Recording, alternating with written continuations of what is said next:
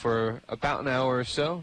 The tarp is off the field, and there will have the grounds crew draw the lines out for the foul line as well as the batter's box. But for the most part, we're going to get in a game of baseball tonight.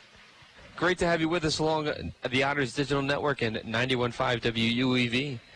Bill, just recapping last night and the Otters' 9-4 victory over the Miners. Patrick, it all starts with the pitcher, as Patrick McGuff really had his stuff. I would say, Dave, if you ever wanted to see a beautiful ball game, last night was it. I mean, it was perfect pitching and outstanding hitting, as you say. Patrick McGuff, the Irishman. I like that little thing. Anyway, he threw 6 innings of no-hit baseball, and he struck out 12 batters with an outstanding, sharp-breaking, biting curve and slider. And then you have those 2 outstanding home runs hit by Ryan Long and the newcomer Jack Meggs. First pitch of his first at-bat as an Otter. Takes it deep to right field. And you had good defense. Not only was there outstanding pitching and hitting, but the defense was super. Of course, they didn't have too many chances with Patrick striking out 12, and I think the other pitchers came in and they struck out another 7. So I believe there was 19 strikeouts for the game. I think I recalculated. There's about 17. Yeah. So 17 strikeouts. There wasn't that many players having a chance to do outstanding fielding. No, I think it was overall, you couldn't have asked for a better performance all around. The defense was there.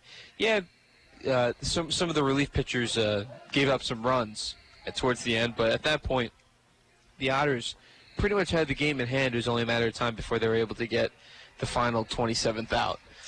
We'll send it back for a commercial break. We'll get you the starting lineups, as well as hopefully we'll be able to get a good idea of when we're going to be able to start. The grounds crew is doing their best to get all the lines in and brush off the dirt and to make sure the field, especially the infield dirt, is playable, and making sure all these players, don't get hurt tonight. We'll get back with the starting lineups as well as a special promotion tonight here. You're listening to 91.5 WUEV and the Otters Digital Network.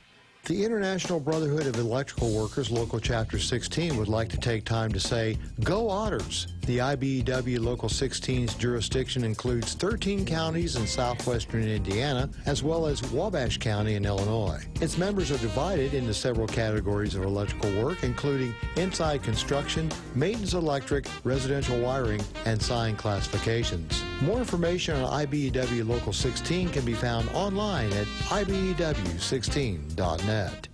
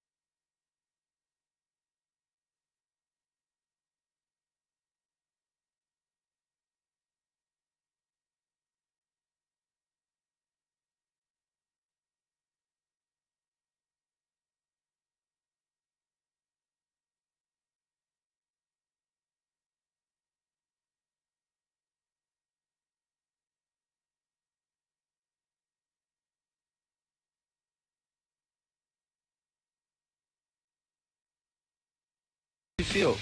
Dave Nguyen and Bill McCune on the call. The foul lines are being painted, and we are going to get some baseball tonight. A special promotion tonight here at Bossy Field, and it is a League of Their Own night, as people know, or people in Evansville, I should say.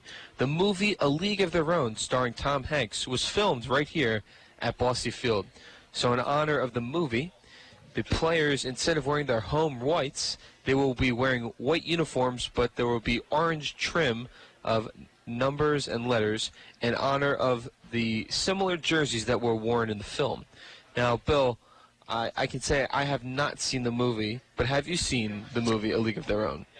Dave, let me say this. I have witnessed watching that particular movie at least 20 times. Oh, boy.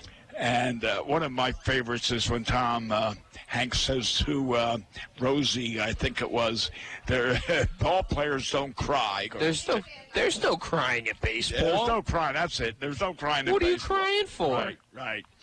And, I mean, that is a historic wording within that film. But, no, the film, it was filmed here in Bossy Field in Evansville, Otterville. And I'll tell you what, the fans, the people who participated, because you needed local people, they had to dress in clothing suitable for that particular era. And my wife come over here at 5 o'clock in the morning one of the days, and they sat around until 9 because it was something like today. It was bad weather, raining slightly, and they sat in the stands, and of course they fed them coffee and donuts and such. But I could go for some right now. But then about, I think it was 9 or 10 o'clock in the morning, they said no, it was too bad, so they didn't. So my wife never had a chance to be in a movie. Oh, no. Yeah. So although I never even attempted to come, but I enjoy, because every time I see that movie, I think of playing here in Evansville, in Bossy Field, in Otterville. I mean, this is the third oldest ballpark in the United States, oldest baseball professional stadium in the United States. And everybody that's ever played in this ballpark, they rave. In my tour of scouting in the majors, and I used to be associated with many, many, many major leaguers and Hall of Famers. And believe it or not, when I said, yeah, I'm living now in Evansville, they'd say, oh, yeah, I played there in 1929, or I played there in 1936. And it was always amazing. So, yeah, I enjoyed the film, and I've seen it many, many times. Well, I think that's one of the things I need to do before I leave Evansville. We'll get to tonight's starter. Patrick McGuff did a really good job last night. We got another guy for the Otters on the mound tonight in Randy Wynn, the 6'2" right-hander from Santee, California. He pitched so well for the Otters last year. Despite his 9-9 record, he had 114 strikeouts for the Otters last year. That's quite a few strikeouts. He had a strikeout-to-walk ratio of almost 7-1, and estimated about 7.125, but 7 strikeouts to every walk that he pitched. He led the Otters in single-season top 10 as far as strikeouts with 114, and in innings pitched with 134 in the third innings. So he knows how to pitch. He knows how to pitch well. If anybody could follow up Patrick McGuff's performance last night, I think Randy Wynn is capable of doing that. Well, if I may, Dave, I'm going to interject my personal feeling, and that is too many people rely on statistics. As you said, he's 9-9, but he had 114 strikeouts for X amount of innings, so on. That is true, but he was a workhorse. And the win-loss column really don't show what a pitcher or a batter or whatever it may be does. We had a pitcher here years ago, Jake Haggerty from New York, Syracuse, a Seton Hall graduate, and he was the workhorse of the Otters. And he would leave the game. He would pitch 6 innings, and he'd be leaving the game with say a 5-1 lead. And before you know it, the other team scores 4 runs, so it's 5-5 going into the 9th inning. Some guy comes in, relieves, and he wins. So there, Haggerty doesn't get the win. At the same token, Haggerty now leaves with the bases loaded, say with a 4-2 game, and they take him out, and boom, 2 runs. Well, that went against Haggerty. So anyway, he got the loss. It wasn't fair. He was a workhorse. I'm sorry I interjected all those things. No, I was just waiting for your analysis because you've actually seen Randy pitch, and you know what it's like. Despite what the statistics show, I think that's the importance of having a baseball scout and realizing it's not just what the numbers say, but if you see the player play, you can get a pretty good idea of how he can perform, especially under pressure. I think it's very fair to say. Well, you know, when I was scouting in the major leagues and to make my report to the general manager, you'd always emphasize this guy, whoever it may be, whether it was the Cleveland Indians or the Boston Red Sox or the Brooklyn Dodgers, I'm sorry, the Los Angeles Dodgers, you'd always say he's a workhorse. He pitched 200-plus innings. Do you realize there's not many major league pitchers pitching 200 innings? Right. So therefore, 100%. I think the last person the last current person who can go 9 innings is Clayton Kershaw of the Dodgers right now. Right. You know, I mean, years ago, everyone went at least 7, 8, 9 innings. Today, they go 6 innings, they get the win or qualify for the win, and then here comes in a short reliever, then comes in someone else, then comes in the closer. So there's 4 or 5 pitchers. So when you time it up and you say, well, the guy pitched 10 games, but then he only pitched 6 innings, so that was, 60 innings? Right. So, anyway. No, I can agree. To get to your point on that one, I was listening to an interview with George Brett. You remember George Brett? Oh, do I know George Brett? So what he was saying in the interview I was listening to, when he was playing in the 80s, he had guys like Steve Carlton and Nolan Ryan and all these guys they'd go 9 innings. They'd have over 200-something innings by the end of the season. And nowadays, I think because of the specialty relief pitching, as you just said, as well as not working the starters as much as they used to. They don't want to tire them out. They don't want to get them hurt. Back in the day, they went a full 9 innings. You don't see that anymore. I think that's how the game has changed. So, go ahead. Can I give you a little heads up on that particular George Brett? Sure, absolutely. Yeah, my brother was the manager of the Kansas City Royals when he came up. Yes, and he recommended out of spring training that George Brett be on the team. And George, as you recall, was a 300 hitter. That's right. And there was a doctor in Kansas City, I don't recall his name. Anyway, he was a doctor that treated the ball players. And he instructed George Brett, I always recall this, that he said, here's what you do. You put a golf ball down on the tee, and you study it. You visualize it. And then you close your eyes, and then you swing, and you'll hit the ball. That's the same as in baseball. You visualize. Your eyes are the windows of the mind, and therefore that's what helped George Brett become a 300 hitter. Well, I think at one point before the end of one season, he was batting around 400. Yes, he was. Right, and then it was the last 2 weeks of the season, and the Royals made a trip out to Seattle as a part of the last series of the regular season.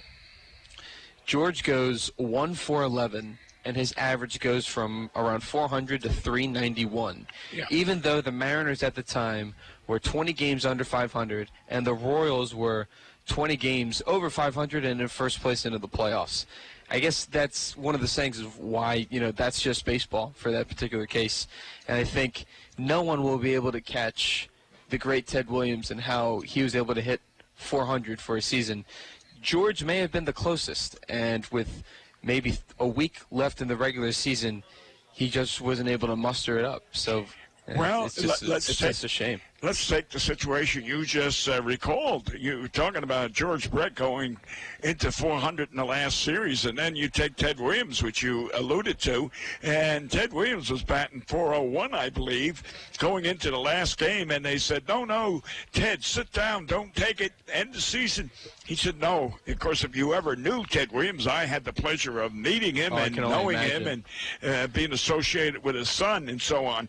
But anyway, Ted Williams said, no, I'm playing, and I think he ended up, I'm sorry, but to say, I think it was like 406 or 407. Oh, wow. So he got a few more hits and therefore increased his batting average. George, Ted Williams was a guy, Dave, that they overshifted. So you had the third baseman actually playing on second base, and you had the shortstop, second baseman, and first base, all on the right side.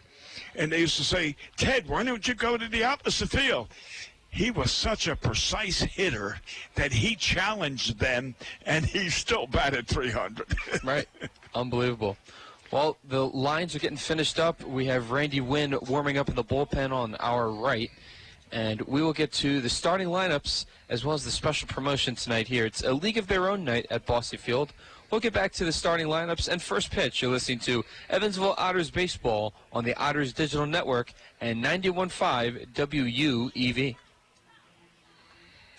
Proud supporter of Evansville Otters Baseball. GD Ritzy's menu features hamburgers, grilled chicken sandwiches, old-fashioned peanut butter and jelly, and ice cream. With Kyle 3 Kendrick? Evansville locations. West Wow. at 4810 University former Drive. Philly. On the north Actually- side at 4320 North First Avenue. And on the east side at 601 Let's North go Green one- River Road. 1:30 GD here, Ritzy's Paul. is open from 10 a.m. to 10:30 p.m. Sunday through Thursday Sounds and 10 good. a.m. to 11 p.m. on Friday and Saturday. GD Ritzy's, a proud supporter of the Evansville Otters.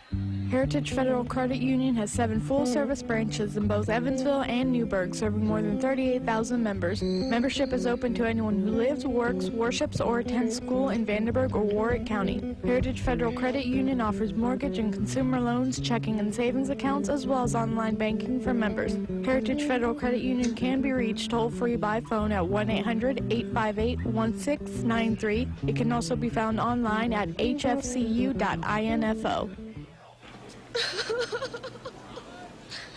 Are you crying? No. Are you crying? Are you crying? There's no crying. There's no crying in baseball. Why don't you leave her alone, Jimmy? Oh, you zip it, Doris. Rogers Hornsby was. Oh, that's great.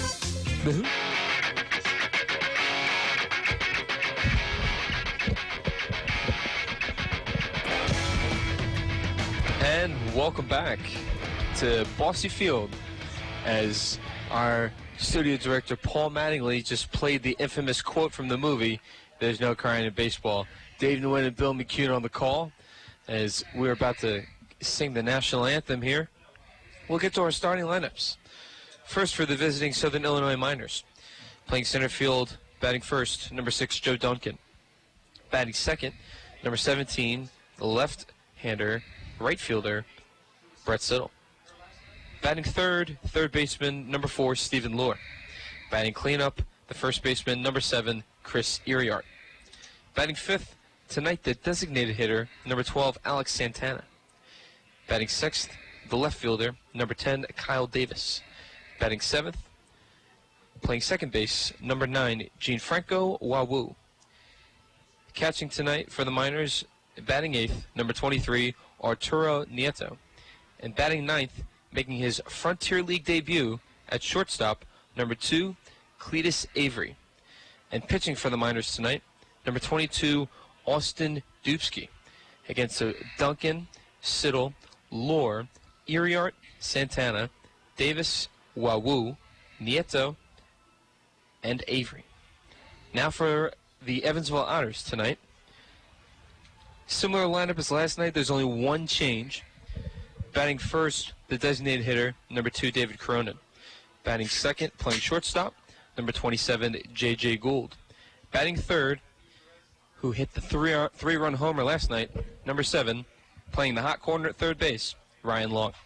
Batting fourth and cleanup, the first baseman, number 28, Carlos Castro. Batting fifth, the right fielder, number 21, Mitchell Hansen. Batting sixth, playing left field, number 3, Jack Meggs.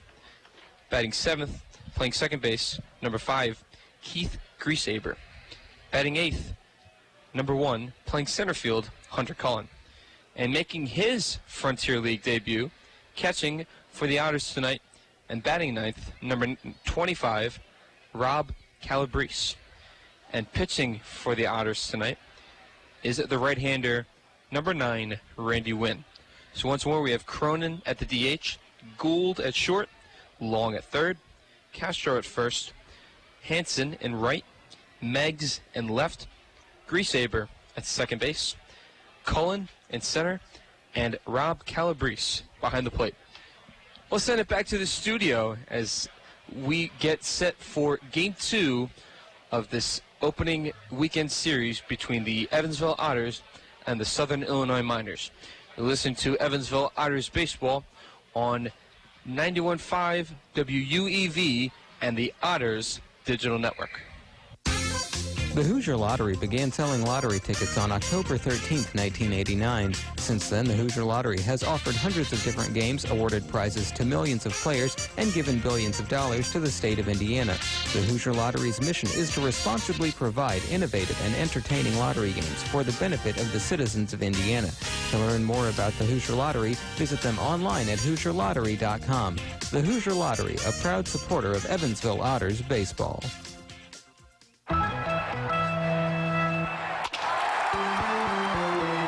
Hi, this is Joe Townsend from JMT Restoration. We are proud to be a sponsor of the 2016 Frontier Champion Evansville Otters. If you ever have a mold or water restoration issue in your home or business, give us a call at 812-205-5384. JMT Restoration Service, where professional work meets affordable pricing. Remember, go Otters!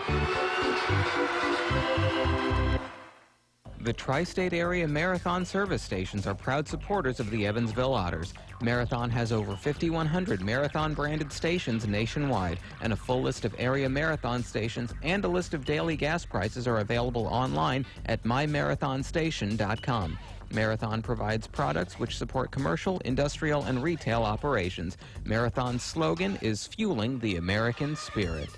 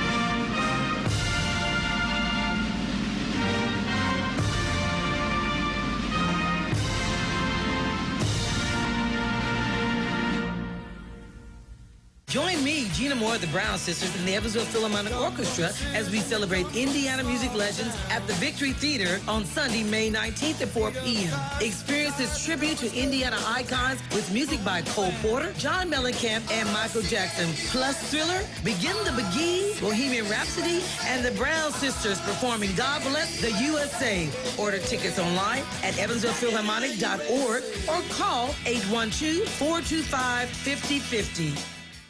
The Tin Fish Restaurant, located at 300 West Jennings Street in Newburgh, Indiana, is a proud supporter of Evansville Otters baseball. Independently owned and operated, the Tin Fish menu features salads and sandwiches, as well as seafood platters and combos, and seafood burritos, tacos, and burgers. The Tin Fish Restaurant is open 7 days a week from 11 a.m. to 8 p.m. It can be reached by phone at 812-490-7000. The Tin Fish Restaurant. Since 1994, Slay's Restoration has been assisting tri-state residents clean up and restore their properties after disasters of all kinds. Located at 2121 Cotter Avenue in Evansville, Slay's Restoration offers assistance for water damage, fire and smoke damage, mold and biohazard mitigation, complete reconstruction, and much more. Slay's Restoration can be reached toll-free 24 hours a day at 1-888-776-8555. It can also be found online at slaysrestoration.com. Evansville Living Magazine presents the historic Newburgh Wine Fest. This two-day event will be held at the Old Lock and Dam Park in Newburgh, Indiana on May 17th and 18th, 2019. The wine tasting, fine local music, and a fabulous view of the river makes this a must-attend event. For more information, phone 812-853-2815 or visit historicnewburgh.org.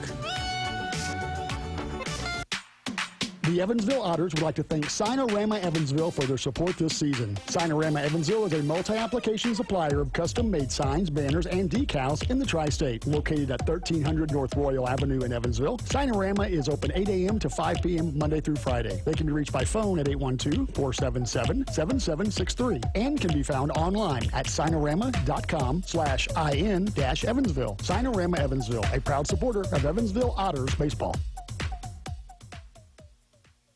Injuries are inevitable. It doesn't matter if you're playing baseball, walking the dog, or falling from a ladder. Injuries happen. When they do, Tri-State Orthopedics offers treatment for sprains, strains, and fractures by medical specialists. Tri-State Orthopedics is located at 225 Cross Lake Drive in Evansville, just north of the Lloyd and I-164. Tri-State Orthopedics can be reached by phone at 812-477-1558. Its urgent care line is 812-474-OUCH. Tri-State Orthopedics, a proud supporter of Evansville Otters baseball. SRG Global, a Guardian company, would like to wish the Evansville Otters the best of luck in today's contest. Founded in 1932, SRG Global is one of the world's largest manufacturers of chrome-plated plastic parts for the automotive, commercial truck, and household appliance industry. Located locally at 601 North Congress Avenue in Evansville, SRG Global can be found online at srgglobal.com. They can also be reached in Evansville by phone at 812-477-6151.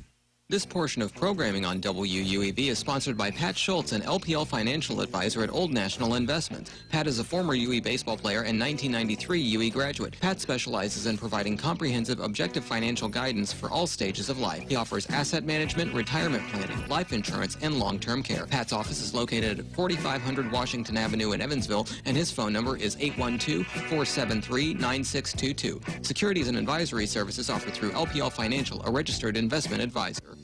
The local area Pepsi Bottling Group distributors would like to wish the Evansville Otters the best of luck in today's contest. Featuring Pepsi Company products for distribution to retailers and vendors in the Tri-State, the Pepsi Bottling Group has 3 Tri-State locations at 901 East Diamond Avenue in Evansville, 2605 West Main Street in Marion, Illinois, and at 3081 Kentronics Drive in Owensboro. More information on Pepsi products can be found online at PepsiCo.com. Pepsi, a proud supporter of the Evansville Otters. This is a public service announcement test from TakeMeFishing.org to determine if you need a fishing license and boat registration before heading out on the water. Let us begin. Are you a bear? Do you have a beak? Do you have plumage?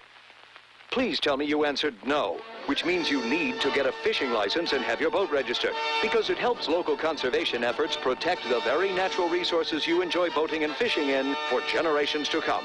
Do your part at TakeMeFishing.org.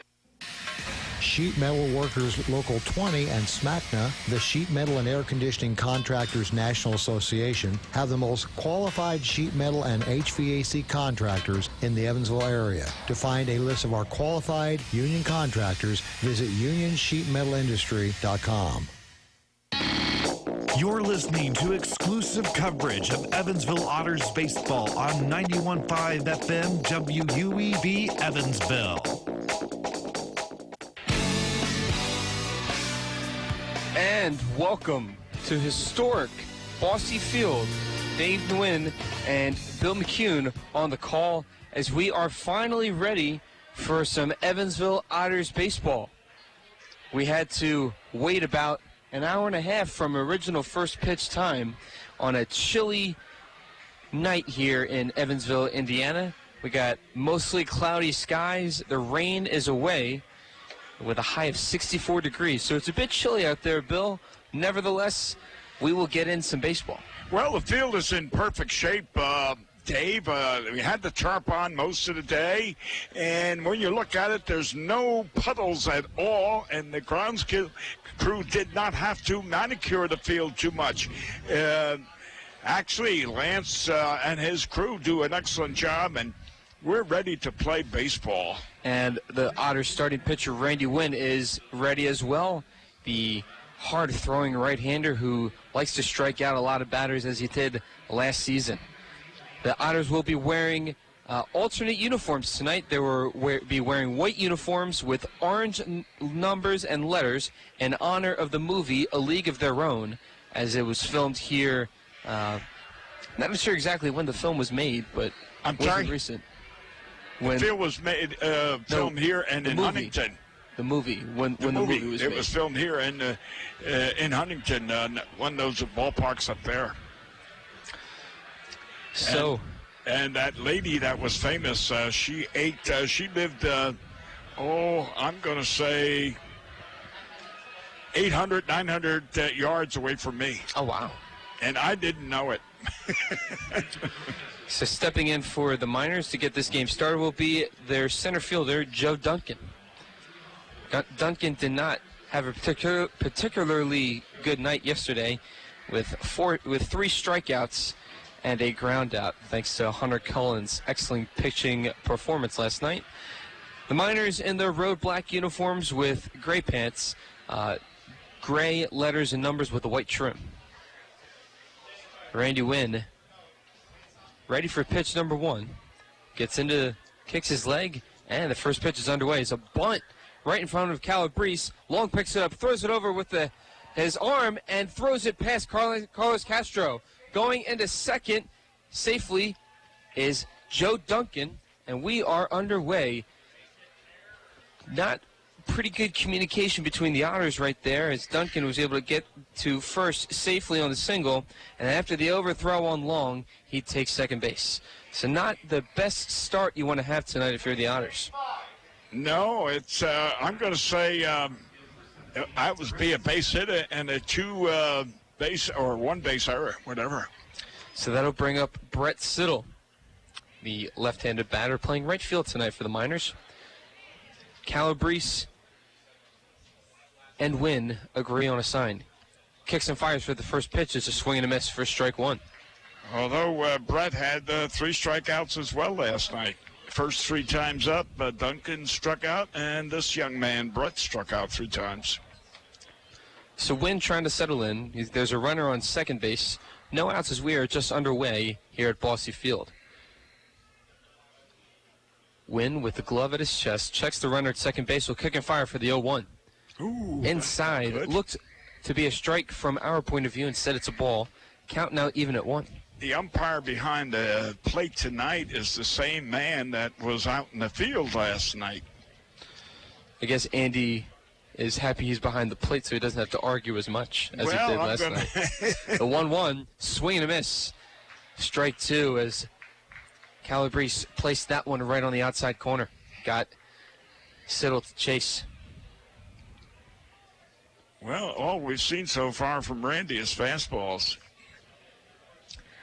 That's 5 pitches or 4 pitches and all fastballs. Wynn checks the runner at second base, kicks and fires for the 1-2. Swing and a miss for strike 3.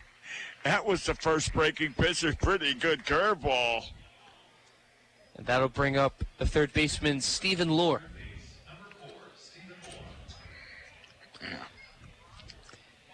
He didn't do particularly well last night either, and I think that gives a lot of credit to McGuff last night. He did get a couple walks, though. Yes, he did. Wynn checks the runner at second base one more, and the first pitch is right on the outside corner for a strike. 0-1 to count with 1 out here in the top of the first. Patrick gave up 3 walks last night, and this guy got 2 of the 3. Mm. Wynn stepping off the mound. Bending over on the mound, waiting for a pitch to agree with Calabrese. Checks the runner at second base and the 0-1 pitch. Way inside. That'll be a ball. 1-1 to count with 1 out. To Stephen Lohr, who enters his first season with the Miners. Claimed off waivers last year from the Traverse City Beach Bums in August of 2018. batting .282 with 10 doubles, 7 home runs, and 35 RBIs. As the next pitch to Lohr is a swing and a miss. Falling for the high cheese. Count goes to 1-2. Yeah, he chased that one. I don't know, for some reason, a lot of hitters like that high pitch. Up around the letters, up around the neck. Maybe they feel that they could adjust their swing quick enough to get it out of the ballpark. Well, what you just said was the secret. The 1-2. Ground ball, fielded cleanly by Gould, throws it over to Castro for out number 2, but it advances the runner to third base. 2 outs here in the top of the first. And that was his second curveball that he threw, and of course it was a good one, and it was hit. But getting back to what you said, now as I forgot Chris what you Uriart steps into the batter's box, the leading hitter of the Frontier League last year, hitting 25 home runs, around 57 RBIs, and 52 runs scored. He went to college at the University of Houston. He's a Texas boy. The first pitch to Uriart, near the outside corner, appeared to be a strike from our point of view. Instead, it's going to be a ball. 1-0 the count to Uriart. Yeah, Houston, oh boy. Houston is a nice city to live in during the winter. It's in the 70s. However, it's in the hundreds during the summer. I can't imagine having consistent 100-degree weather. Next pitch to Uriart is low and outside for a ball. Count moves to 2-0. Well, people down there say they don't mind it because they get up in the morning in an air-conditioned home, they get in the car in an air-conditioned car, and they get into work with an air-conditioned office. So what are you complaining about? I guess you shouldn't complain about much unless you're outside a lot. The 2-0 to Uriart. Right on the outside corner, umpire calls it a strike. Count goes to 2-1. That was Randy's second curveball that he's given this guy. He's thrown 4 curveballs so far, and 2 to this batter, which have been pretty effective. Pretty effective last year. The 2-1 pitch, swing and a miss for strike 2. Went with the heat right there on the outside corner. 2-2 the count, 2 outs, man on third for the Miners in the top of the first. Wynn bending over at the waist on the mound, trying to agree with the pitch with Calabrese. With the glove at his chest, he'll kick and fire for the 2-2. Ground ball to Gould, fielded cleanly, now bobbles it, can't get it to Castro in time, and he doesn't. 1 run will score as Duncan comes around from third, and the Miners lead this one 1-0, as it is ruled an error on J.J. Gould.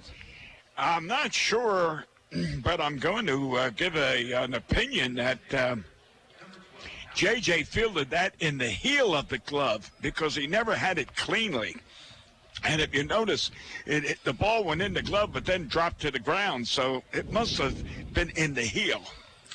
That'll bring up Alex Santana, who's the designated hitter tonight. He played left field last night. He's got some baseball history as his father was the shortstop for the '86 World Series champion Mets. First pitch to Santana is low and outside for a ball. Count goes to 1-0 as Wynn throws over to first to check Uriart at first. Tag not in time from Castro. 1986 Mets, you said. Yes, sir. I can tell you a story about that. Wynn kicks and fires in the 1-0. Swing and a miss for a strike. Count is now even at 1. I was working for the San Diego Padres and had the club box seats, which was right on the field. And pretty fancy. In Shea Stadium. Oh, wow. And I decided.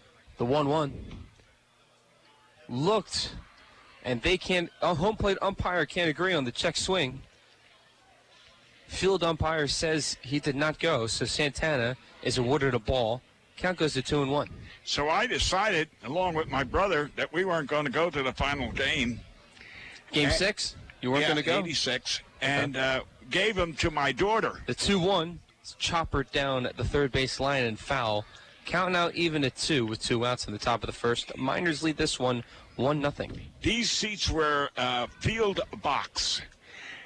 Bleacher seats were going for $1,200 a bleacher seat. Wow. I gave these box seats to my daughter, Mary Ann, whose husband traded them in for 2 New York Giant football tickets. Wow. I couldn't believe it. Wow. As the next pitch to Santana was high, count goes full to 3-2. So he traded in those tickets for football tickets. Right. He traded in World Series tickets for football tickets. Right. That doesn't make any sense. The 3-2 pitch, swing and a miss, strike 3. Wynn gets out of this one without too much trouble, but the Miners get on the board first. They lead this one 1-0 with the Otters about to bat. You're listening to Evansville Otters baseball on the Otters Digital Network and 91.5 WUEV. This Evansville Otters broadcast is made possible through support from New Image Travel. New Image Travel provides motor coach charter service to the United States and Canada with pickup within a 150-mile radius of Evansville. A full list of New Image Travel's offerings can be found online at newimagecharter.com. New Image Travel can be reached toll-free at 1-800-432-6213. New Image Travel, a proud supporter of Evansville Otters baseball. Why Old National Bank? Old National Bank began in 1834 with just one room and a passion for helping people prosper. Today, we are honored and grateful to be the financial partner for so many businesses, families, and individuals like you. From our commitment to safety and security to our promise of service that will exceed your expectations, we want to be your bank for life. Old National Bank, member FDIC.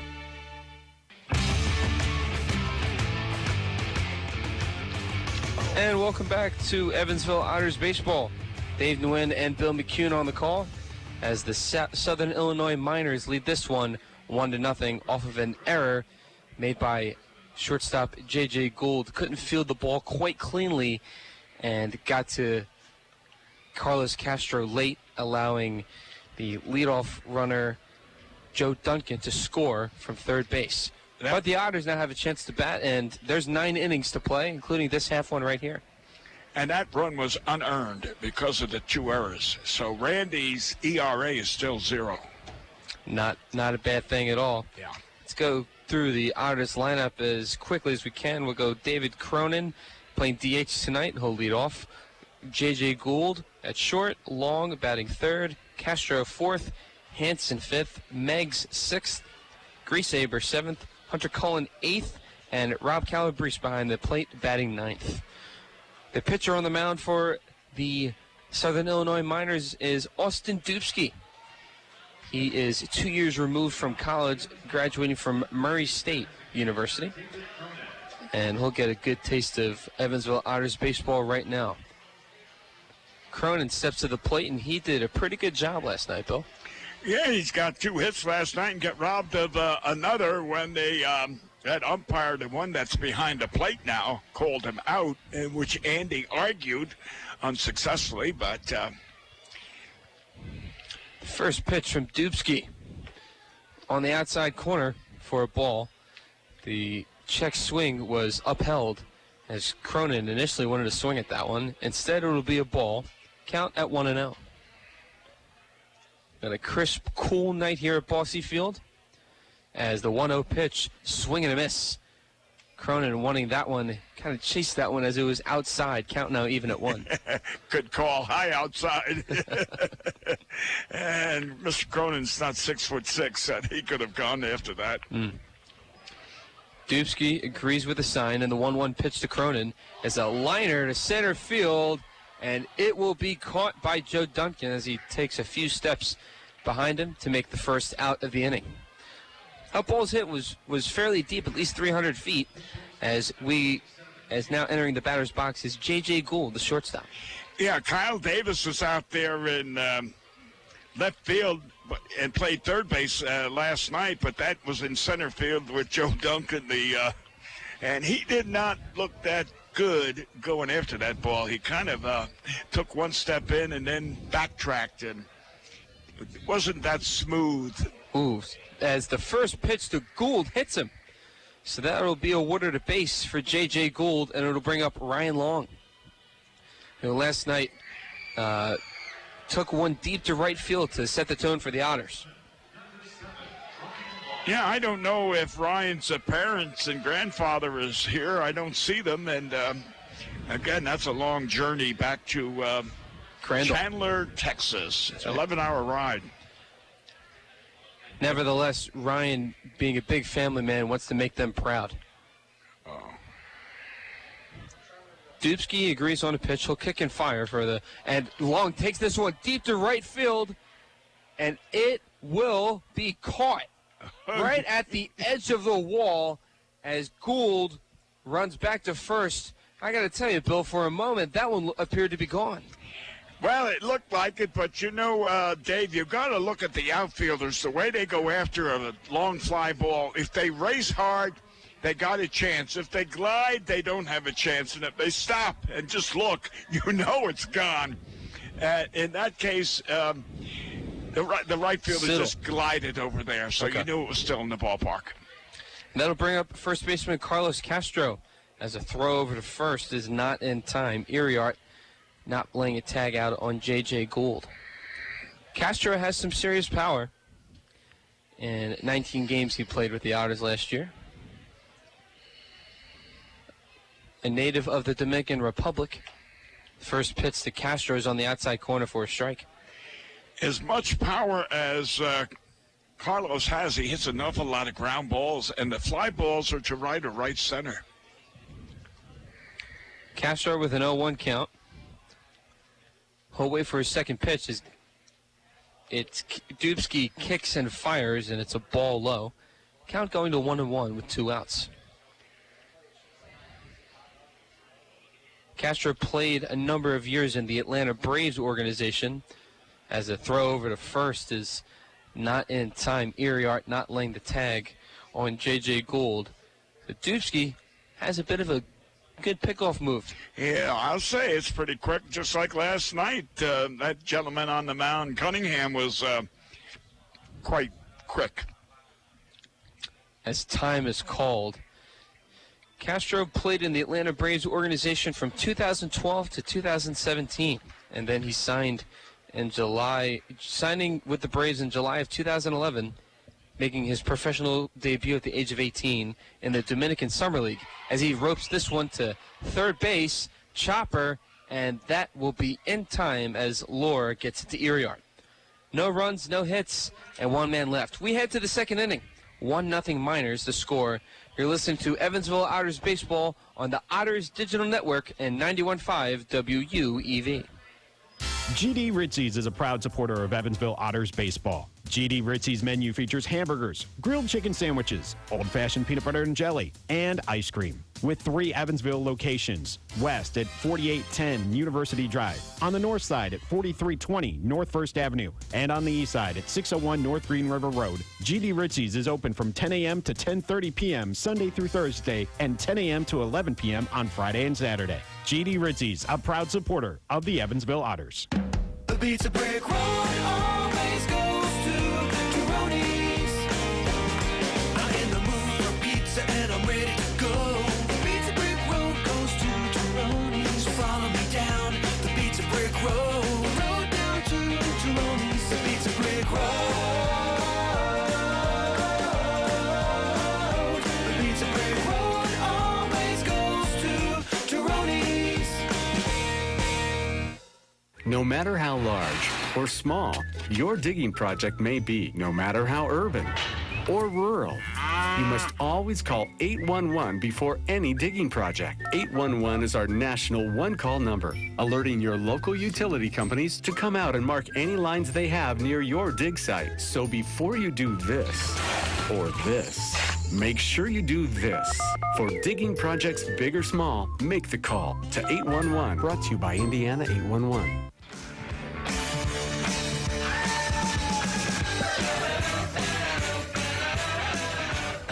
Bad throw to second. As we welcome you back to Bossy Field, Dave Nguyen and Bill McCune on the call. Otters down 1-0 to the Southern Illinois Miners. Up to the plate for the Miners is number 10, the left fielder, Kyle Davis, who hit the 2-run homer last night in the 8th inning to finally put the the Miners on the board last night. Versatile, playing center field, or playing left field and playing short last night. First pitch to Davis is a strike. Something like our Ryan Long. Could be on second, could be on third, could be in left field. Very versatile. And Ryan actually likes that he's versatile so he can play more. Second pitch is a swing and a miss for a strike 2. I tell you what, Randy's using that curveball very, very effective. Wynn waits for the sign from Calabrese. He'll kick and fire for the 0-2. Swing and a miss, strike 3. And I'm pretty sure that those were images of what Randy Wynn was like last year, as there's one out here in the top of the second. And that'll bring up Gianfranco Wawu, playing second base tonight.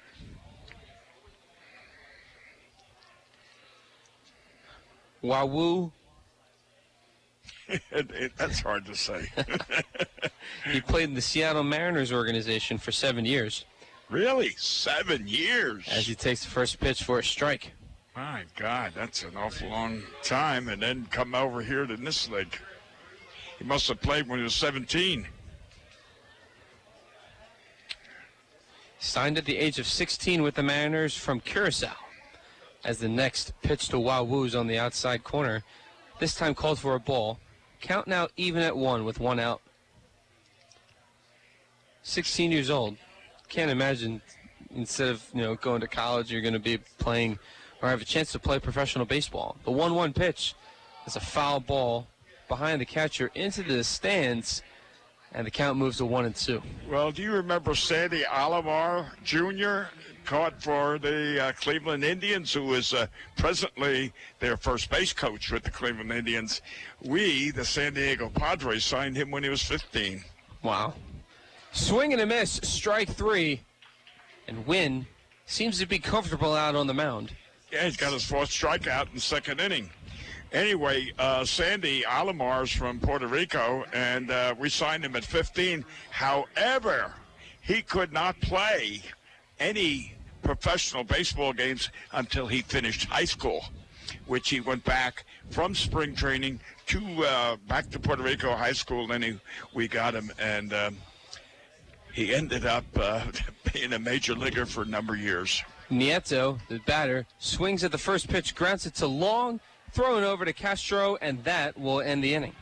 No runs, no hits, no men left. We head to the bottom of the second.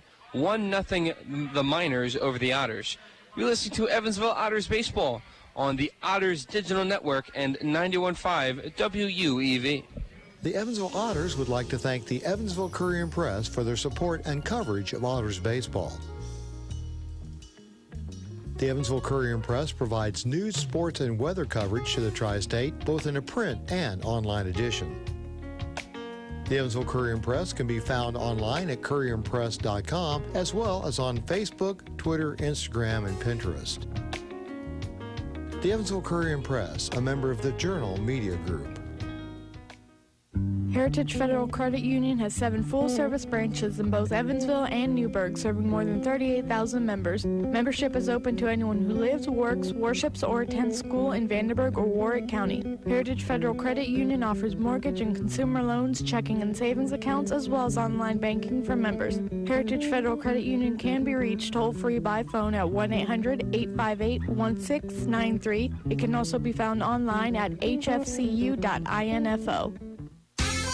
The Hoosier Lottery began selling lottery tickets on October 13, 1989. Since then, the Hoosier Lottery has offered hundreds of different games, awarded prizes to millions of players, and given billions of dollars to the state of Indiana.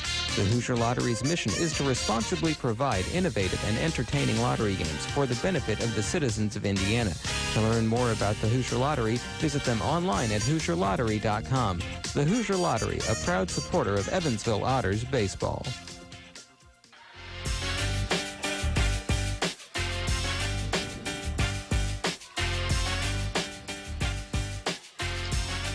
And welcome back to Bossy Field for this game between the Evansville Otters and the Southern Illinois Miners. Dave Nguyen and Bill McCune on the call. Austin Dubsky out for the second inning for the Miners. Pitched a scoreless first. Had a bit of, at least an entertaining first inning as J.J. Gould was able to get on base, able to get to second, but wasn't able to come home. Cronin hitting a sharp ball in the first inning, just wasn't able to get to first. And Ryan Long, in that first inning, hit the ball deep to right field, and it was ultimately caught at the wall. Coming to the plate will be the right fielder Mitchell Hansen from Plano, Texas, outside of Dallas. Yeah, Big D. His parents were here last night. I don't know if they were still here, but His first pitch to Hansen is inside for a ball. I said, are you going to listen to the game tonight? And they said, oh, we don't have a radio. I said, oh, well, I go to Walmart and buy one. As the next pitch to Hansen is called for a strike. Well, the cool thing about technology these days, Bill, is they're able to listen to the game on their phone if they tune into the Otters digital network on the Evansville Otters website. As Hansen grounds this one to short, can't field it cleanly, and it will be out. Hansen running down the line, but Avery was able to get that ball to Iriart in time for out number one. Funny you said that, because that was the answer Mitch's father gave me. So able to watch this game on the Otters digital network as well as tune into 91.5 WUEV, where all of our listeners can tune in. Yeah. And that'll bring up Jack Meggs, who took his first pitch as an Otter deep to right field last night.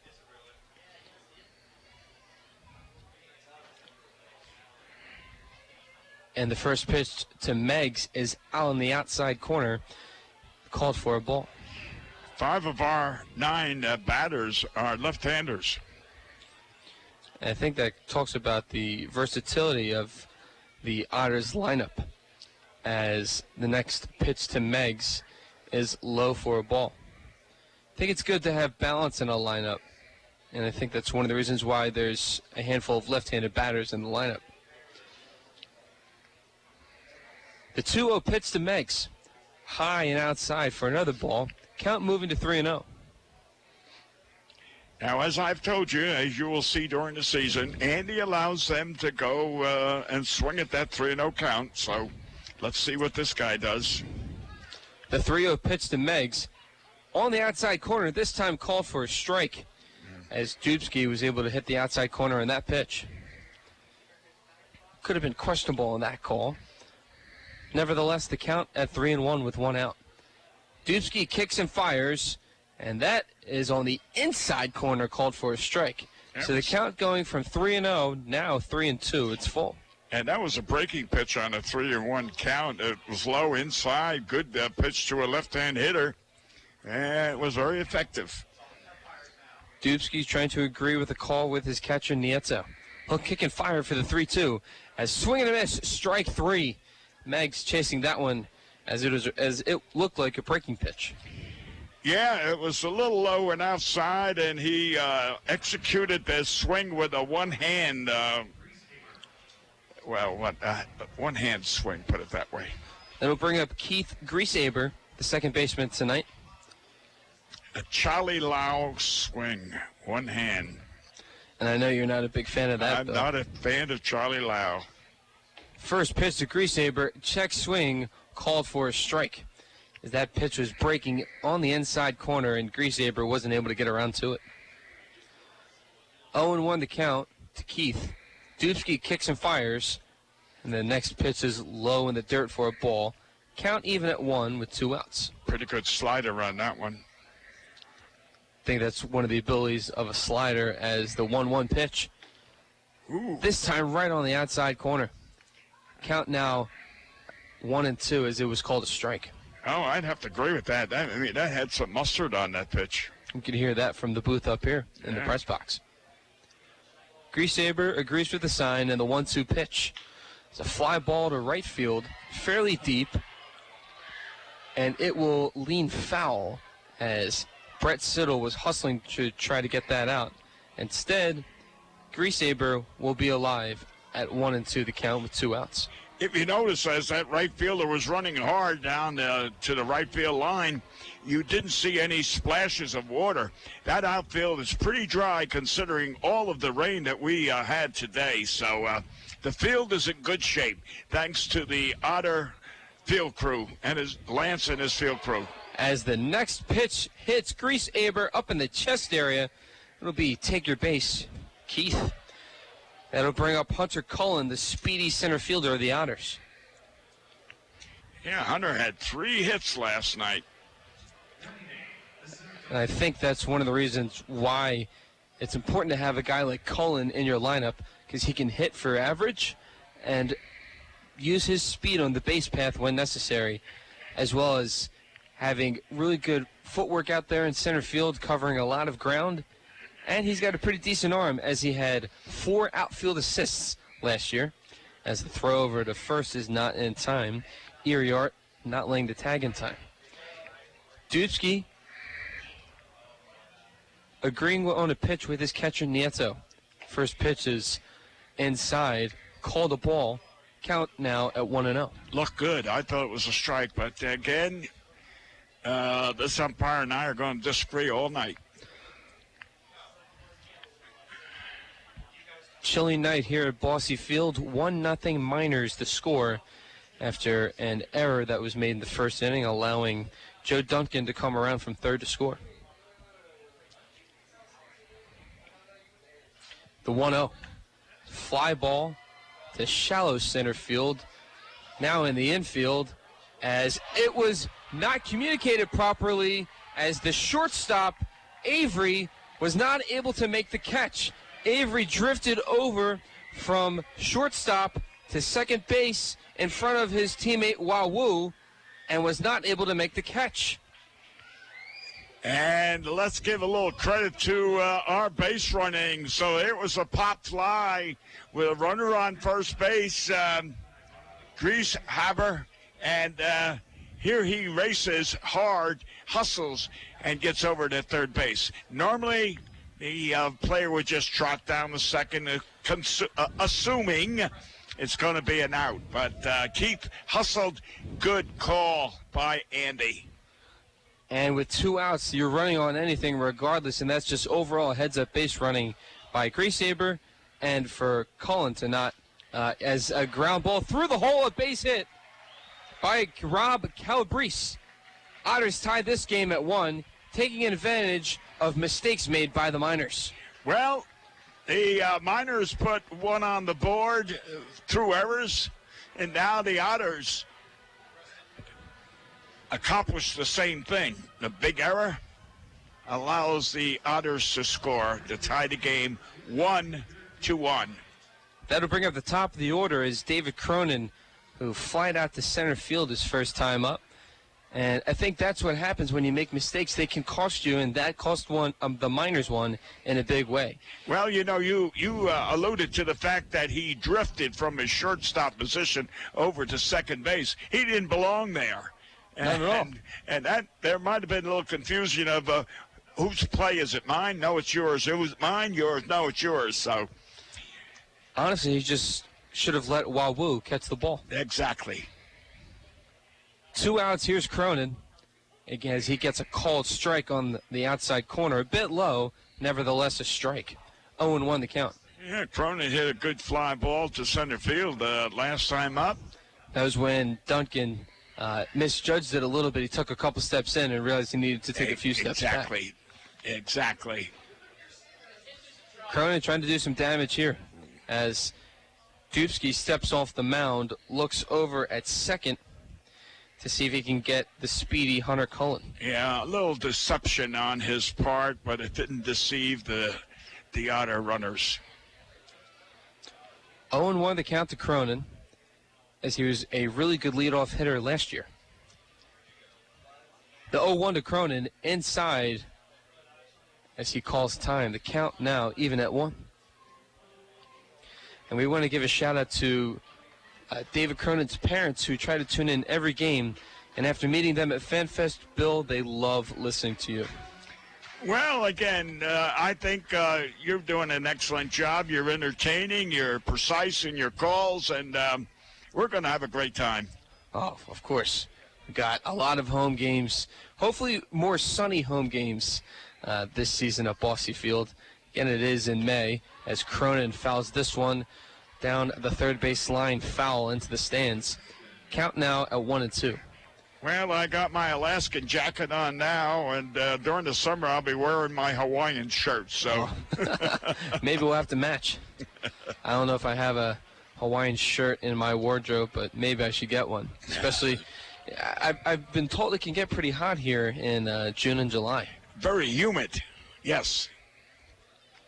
Men on first and second for the Otters. Cronin at the plate with a 1-2 count, and the next pitch is high and outside for a ball. Count now even at 2 with 2 outs. Hunter Cullen at second base for the Otters. Rob Calabrese got his first hit for the Otters, as well as his first RBI. Not a bad start. Yes, and a big RBI. Tying this game at 1. Dubsky trying to get out of this inning with not allowing more than the 1 run at the board, as the next pitch was way outside. Count now full. I wouldn't have even taken a swing at that pitch, Bill. You know, we missed the call. The batter is number 2. There were 2 strikes. There were 2 outs. There were 2 runners on base. Everything was 2-2-2. Now it's a 3-2. But I think I called everything except I didn't regurgitate it like that.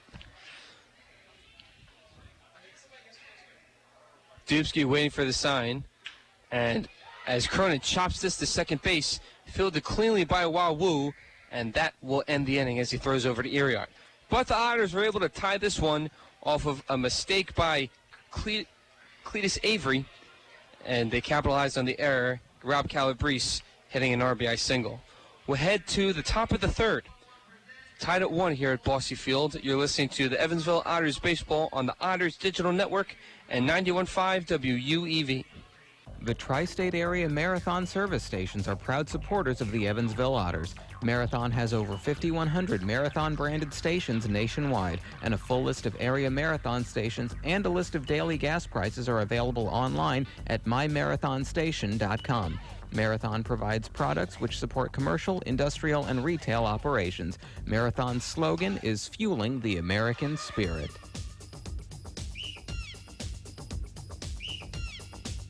The International Brotherhood of Electrical Workers, Local Chapter 16, would like to take time to say, Go Otters! The IBEW Local 16's jurisdiction includes 13 counties in southwestern Indiana, as well as Wabash County in Illinois. Its members are divided into several categories of electrical work, including inside construction, maintenance electric, residential wiring, and sign classifications. More information on IBEW Local 16 can be found online at IBEW16.net.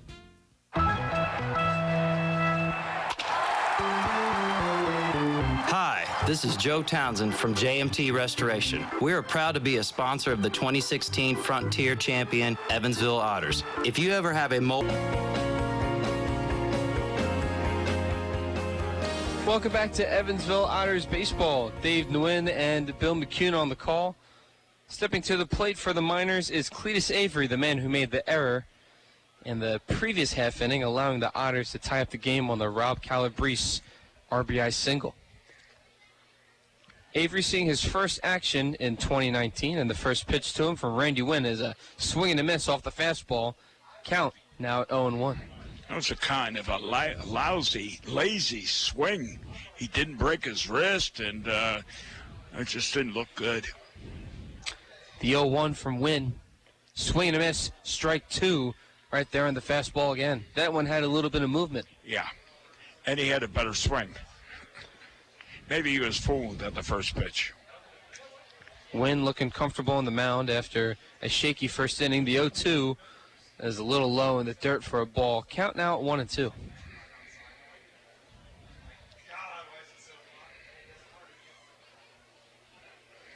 Avery from the California Winter League was acquired by the Miners, as the next pitch was a little low for a ball. Count now even at 2.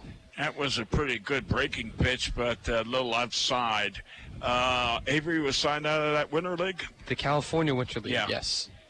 He played 2 seasons at Presbyterian College, batting .265 with 4 home runs, 19 doubles, and 34 RBIs. He also had 19 stolen bases in 26 attempts in his senior year at Presbyterian. So he probably went the junior college route first and then landed at the Division I school in Presbyterian. As the next pitch to Avery is a fly ball to right field and caught by Mitchell Hansen, taking a few steps in from his right field spot for out number 1. That'll bring up Joe Duncan, who had a single his first time up and later on scored. Boots Day manages one of those teams out there in that Winter League that works in conjunction with the Frontier League. Ah. That's pretty good knowledge to know. So, in other words, he has an advantage as the first pitch to Duncan's right down Main Street for a strike, 0-1 the count. I think we had a few boys in camp. spring training camp from that league that Boots signed. The 0-1 pitch, fouled behind the catcher Calabrese. Count moving to 0-2. 1 out here, top of the 3rd. Score tied at 1 between the Otters and the Miners. Miners scoring in the first inning off of an error, and the Otters scoring in the bottom of the 2nd thanks to an error. What a beautiful curveball, but the umpire called it a ball. Oh, that was a sharp breaker. Count now 1-2 to Joe Duncan. The 1-2 pitch is a fly ball, right center field, fairly deep, but playable as Hunter Cullen calls off Mitchell Hansen for out number 2. You notice the ease Hunter had out there just running that down. There was no excitement, no flashy hard running. It was just a smooth, like a Kentucky Derby racehorse, just this gliding over the track. That'll bring up Brett Siddle, and his first pitch is a foul ball down the third base line, count going to 0-1. This year's Kentucky Derby wasn't so smooth. That's true. As for people at home, we'll wait for the 0-1 pitch, right on the outside corner for strike 2. A good fastball right there. But it may have been the first time in a while that the Kentucky Derby committee, as the 0-2 pitch in the dirt for a ball, count moving to 1-2. They challenged the winner. They challenged the winner, and they checked instant replay, and the initial winner was moved into the other lane, touching the other horse as the 1-2 pitch. Swing and a miss, strike 3. That'll end the inning. No runs, no hits, no men left. We head to the bottom of the 3rd. 1-1 the score here at Bosse Field. You're listening to Evansville Otters baseball on the Otters Digital Network and 91.5 WUEV. Why Old National Bank? Old National Bank began in 1834 with just one room and a passion for helping people prosper. Today, we are honored and grateful to be the financial partner for so many businesses, families, and individuals like you. From our commitment to safety and security to our promise of service that will exceed your expectations, we want to be your bank for life. Old National Bank, member FDIC. This Evansville Otters broadcast is made possible through support from New Image Travel. New Image Travel provides motor coach charter service to the United States and Canada with pickup within a 150-mile radius of Evansville. A full list of New Image Travel's offerings can be found online at newimagecharter.com. New Image Travel can be reached toll-free at 1-800-432-6213. New Image Travel, a proud supporter of Evansville Otters baseball. The local area Pepsi Bottling Group distributors would like to wish the Evansville Otters the best of luck in today's contest. Featuring Pepsi Company products for distribution to retailers and vendors in the Tri-State, the Pepsi Bottling Group has 3 Tri-State locations at 901 East Diamond Avenue in Evansville, 2605 West Main Street in Marion, Illinois, and at 3081 Kentronics Drive in Owensboro. More information on Pepsi products can be found online at PepsiCo.com. Pepsi, a proud supporter of the Evansville Otters. There's the Louisville.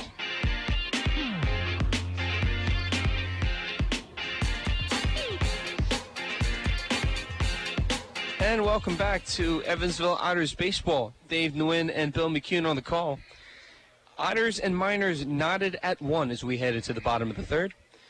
Up to the plate is shortstop J.J. Gould, who is hit by a pitch his first at-bat. First pitch to Gould is a liner to right center field, now drifting towards right field and caught by Brett Siddle for out number 1. Sometimes it's not so good to swing at the first pitch. I don't know how you feel, but personally I like to work the count. But if you see a pitch that you hit, then go ahead and swing. And that didn't work for Gould right there. It'll bring up Ryan Long playing the hot corner tonight at third base. Last time he was up, he hit it to deep right field, and Siddle was able to catch it at the wall. First pitch to Long on the outside corner, called for a strike. Well, if Ryan's parents went back to Chandler, I bet the ranch. As the next pitch to Long is low for a ball. Count now even at 1 with 1 out. Say it's a 11-hour trip, and they left at, 8 o'clock this morning. 8 to 8 would be 10. Oh, boy. So right now they're probably home watching or listening. Yeah, or on that, as you said, that camera. They're watching the game on the camera. On YouTube. Yeah, there we go. Next pitch to Long is low for a ball. Count now at 2-1. And I sat down with Long for about 15 minutes or so the other day just to get to know him as a person, and he really credits his family for who he is today. As Long chops this one to the second baseman, Wow Woo, fields it cleanly to get it to Iriart for out number 2. And that'll bring up Carlos Castro, a native of the Dominican Republic. Hard to believe he was with the Braves in the Braves organization for 7 years and didn't get past single A or didn't get past double A baseball. I guess it just goes to show how hard it is to try to make it in the major leagues. Yeah, well, as I said, he hits too many. The first pitch to Castro is a swing and a miss for a strike. Too many ground balls, fly balls right center, and what you just saw is probably one of the biggest mistakes he makes. He is a sucker for a change. He's way out in front on changes. As the next pitch is a strike. Count now at 0-2 to Castro with 2 outs. Dubsky will kick and fire for the 0-2. Ooh, looked to be a strike from our point of view. Instead, Carlos gets a gift. It's 1-2, the count. He ought to bless himself. Castro waving the bat back and forth. Dubsky will kick and fire for the 1-2 as a chopper to Avery, fields it cleanly, throws it over Iriart for the 6-3 putout. No runs, no hits, no men left. We'll head to the 4th. 1-1 to score as you're listening to Evansville Otters baseball on the Otters Digital Network and 91.5 WUEV. The Evansville Otters would like to thank Sinorama Evansville for their support this season. Sinorama Evansville is a multi-application supplier of custom-made signs, banners, and decals in the tri-state. Located at 1300 North Royal Avenue in Evansville, Sinorama is open 8 a.m. to 5 p.m. Monday through Friday. They can be reached by phone at 812-477-7763 and can be found online at sinorama.com/in-Evansville. Sinorama Evansville, a proud supporter of Evansville Otters baseball. Since 1994, Slays Restoration has been assisting tri-state residents clean up and restore their properties after disasters of all kinds. Located at 2121 Cotter Avenue in Evansville, Slays Restoration offers assistance for water damage, fire and smoke damage, mold and biohazard mitigation, complete reconstruction, and much more. Slays Restoration can be reached toll-free 24 hours a day at 1-888-776-8555. It can also be found online at slaysrestoration.com. SRG Global, a Guardian company, would like to wish the Evansville Otters the best of luck in today's contest. Founded in 1932, SRG Global is one of the world's largest manufacturers of chrome-plated plastic parts for the automotive, commercial truck, and household appliance industry. Located locally at 601 North Congress Avenue in Evansville, SRG Global can be found online at srgglobal.com. Bill McCune on the call. Otters and Miners knotted up at 1 as we head to the 4th inning. To the plate for the Miners is Stephen Lohr, the native of Buena Park, California. Last time Lohr was at the plate, he grounded out to J.J. Gould. He's 0 for 1. As we noted earlier, Lohr was claimed off with the waivers by the Miners from the Traverse City Beach Bums, but he did not see action with the Miners. First pitch to Lohr, inside corner, called for a strike. Lohr also played 2 seasons with the Texas Rangers organization, where he had 257 in 36 games at rookie-level Arizona League, as the next pitch is foul down the first base side and foul. Count now at 0-2. You know, years ago when I was scouting in the Big Show, and I was making out my reports below average hitter when they were batting 260. And the 0-2 pitch is in the dirt from Wynn. Count now at 1-2. When you had major league hitters batting 270 and 260 and 250, and I was putting down below average hitter. And Buddy Kerr, my great friend, said, "Oh, no, that's average." I said, like heck, that's 300. In my day, if you weren't a 300 hitter. 1-2, swing and a miss on the fastball. And that was some serious heat there by Wynn for out number 1. Well, anyway, real quick, when I mentioned that to my brother, who was the general manager of the Padres at the time, I said, "This is what Buddy Kerr mentioned." He said, "Yeah, you better get with it. That is average anymore. 260 is average." First pitch to Iriart is called strike on the inside corner. Wynn really pounding the zone as he's settling into this one. Yeah, if you're about 300 anymore in the major leagues, you're an elite hitter.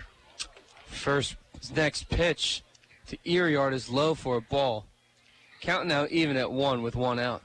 I'm not sure. I'm going to say it was 1946. You can check and look up on your computer or whatever. The 1-1. Swing and a miss.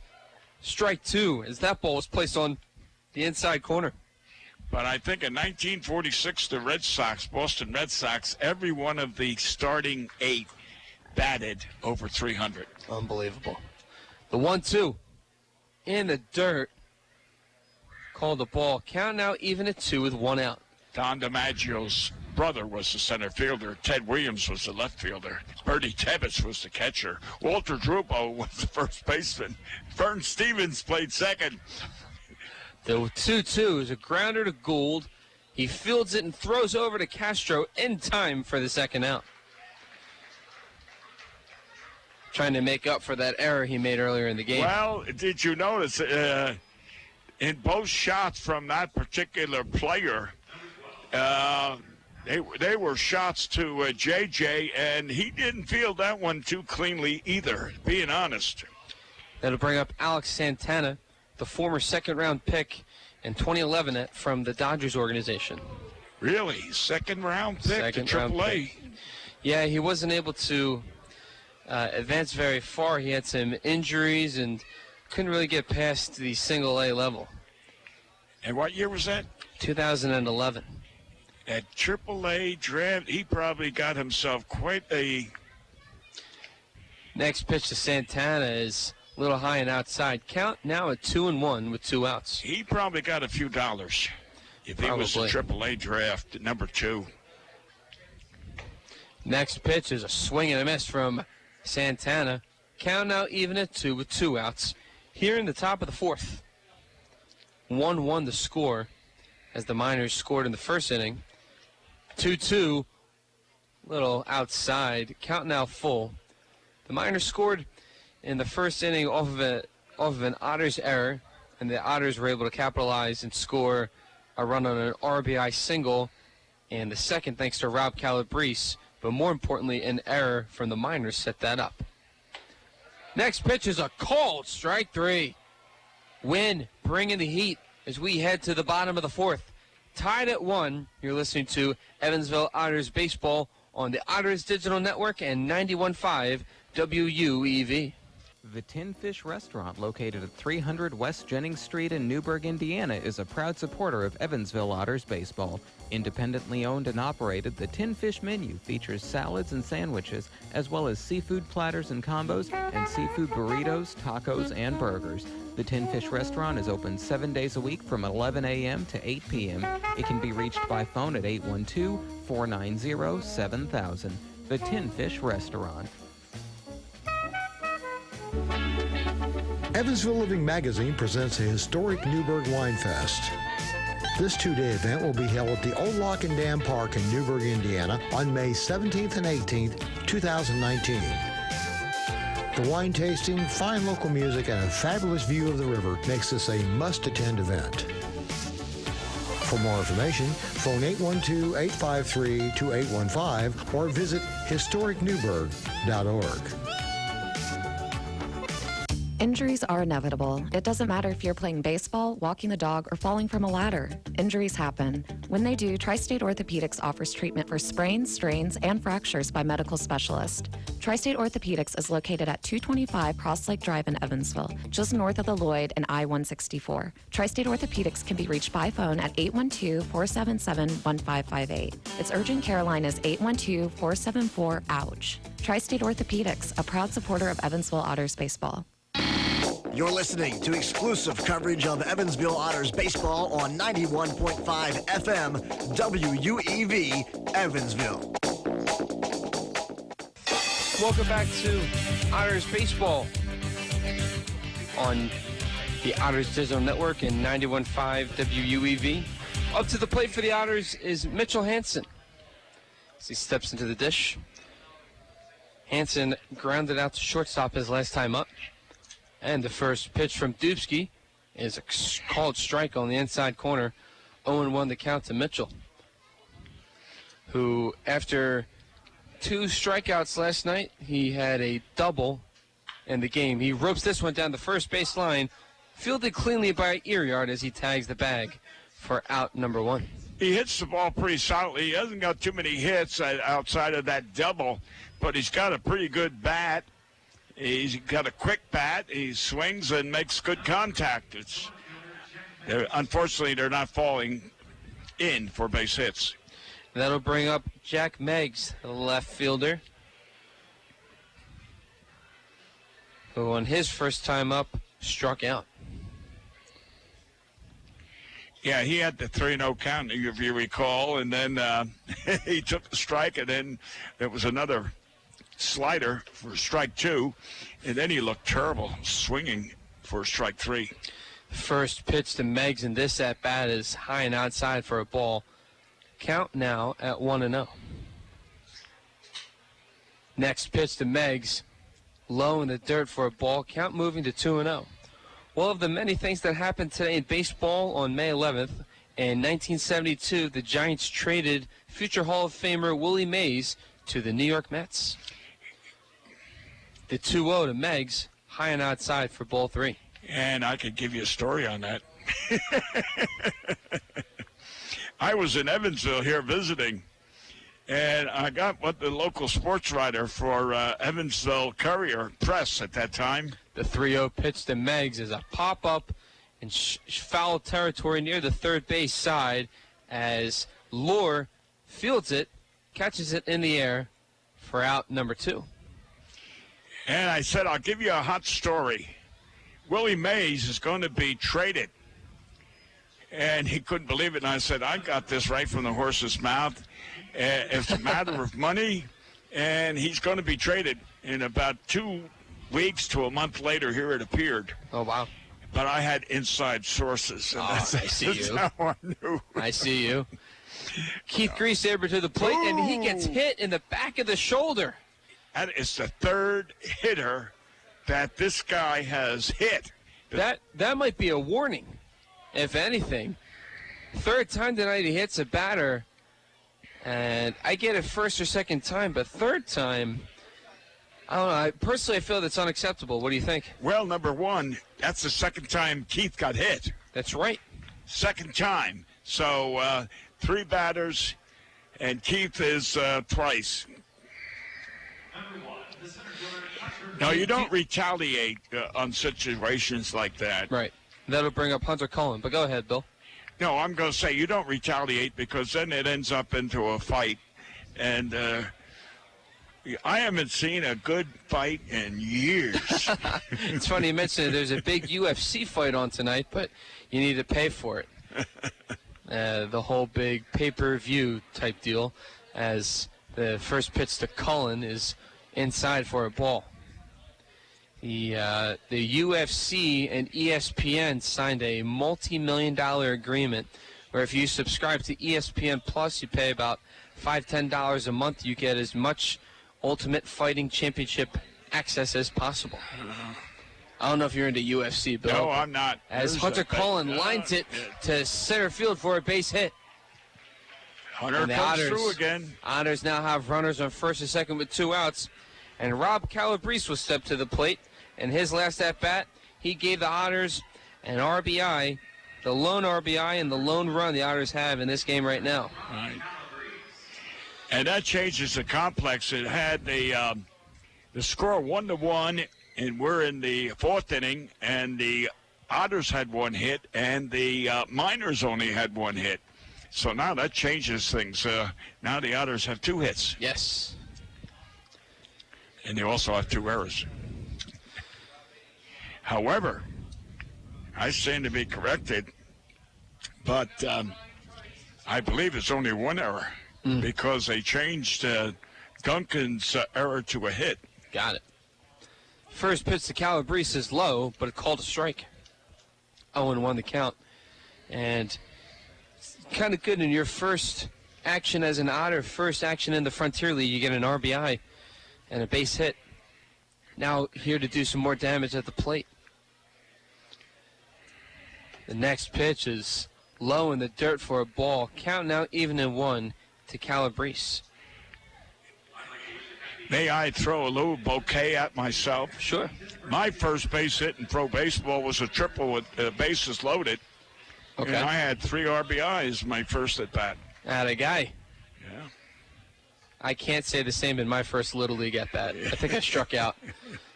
As Dubsky steps off the mound. When I played youth baseball, I always batted 9th, but I was always first in the snack line. Well, yes, that counts. I was worried more about the food than actually playing the game. It's probably why I'm not playing baseball now. The 1-1 pitch, high and inside for a ball. Count now at 2-1. Well, my wife raised 7 children, thank God, and they all played sports. They played softball or baseball, and they would all go to the ball field, and we'd sit down and have supper, and they'd say, "Oh, not hungry, not hungry." As soon as you got to the ball field, "Oh, I'm hungry." They ate those hot dogs and hamburgers. The 2-1 to Calabrese is a chopper to third, thrown over to first, and in time as Lohr throws it over to Iriart to end the inning. Otters leave 2 men stranding. We head to the top of the 5th. 1-1 the score. You're listening to Otters Baseball on the Otters Digital Network and 91.5 WUEV. The Evansville Otters would like to thank Sinorama Evansville for their support this season. Sinorama Evansville is a multi-application supplier of custom-made signs, banners, and decals in the Tri-State. Located at 1300 North Royal Avenue in Evansville, Sinorama is open 8 a.m. to 5 p.m. Monday through Friday. They can be reached by phone at 812-477-7763 and can be found online at sinorama.com/in-Evansville. Sinorama Evansville, a proud supporter of Evansville Otters baseball. The pizza brick road always goes to Tyroni's. I'm in the mood for pizza and I'm ready to go. The pizza brick road goes to Tyroni's. So follow me down the pizza brick road. Road down to Tyroni's. The pizza brick road. The pizza brick road always goes to Tyroni's. No matter how large or small your digging project may be, no matter how urban or rural, you must always call 811 before any digging project. 811 is our national one-call number, alerting your local utility companies to come out and mark any lines they have near your dig site. So before you do this or this, make sure you do this. For digging projects big or small, make the call to 811. Brought to you by Indiana 811. I mean, whoop, whoop.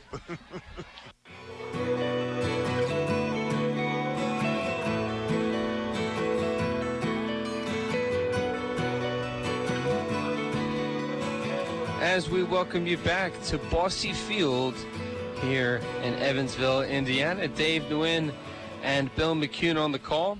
We head to the top of the fifth inning where we have a tie game at 1 between the Otters and the Southern Illinois Miners. To the plate for the Miners is Kyle Davis.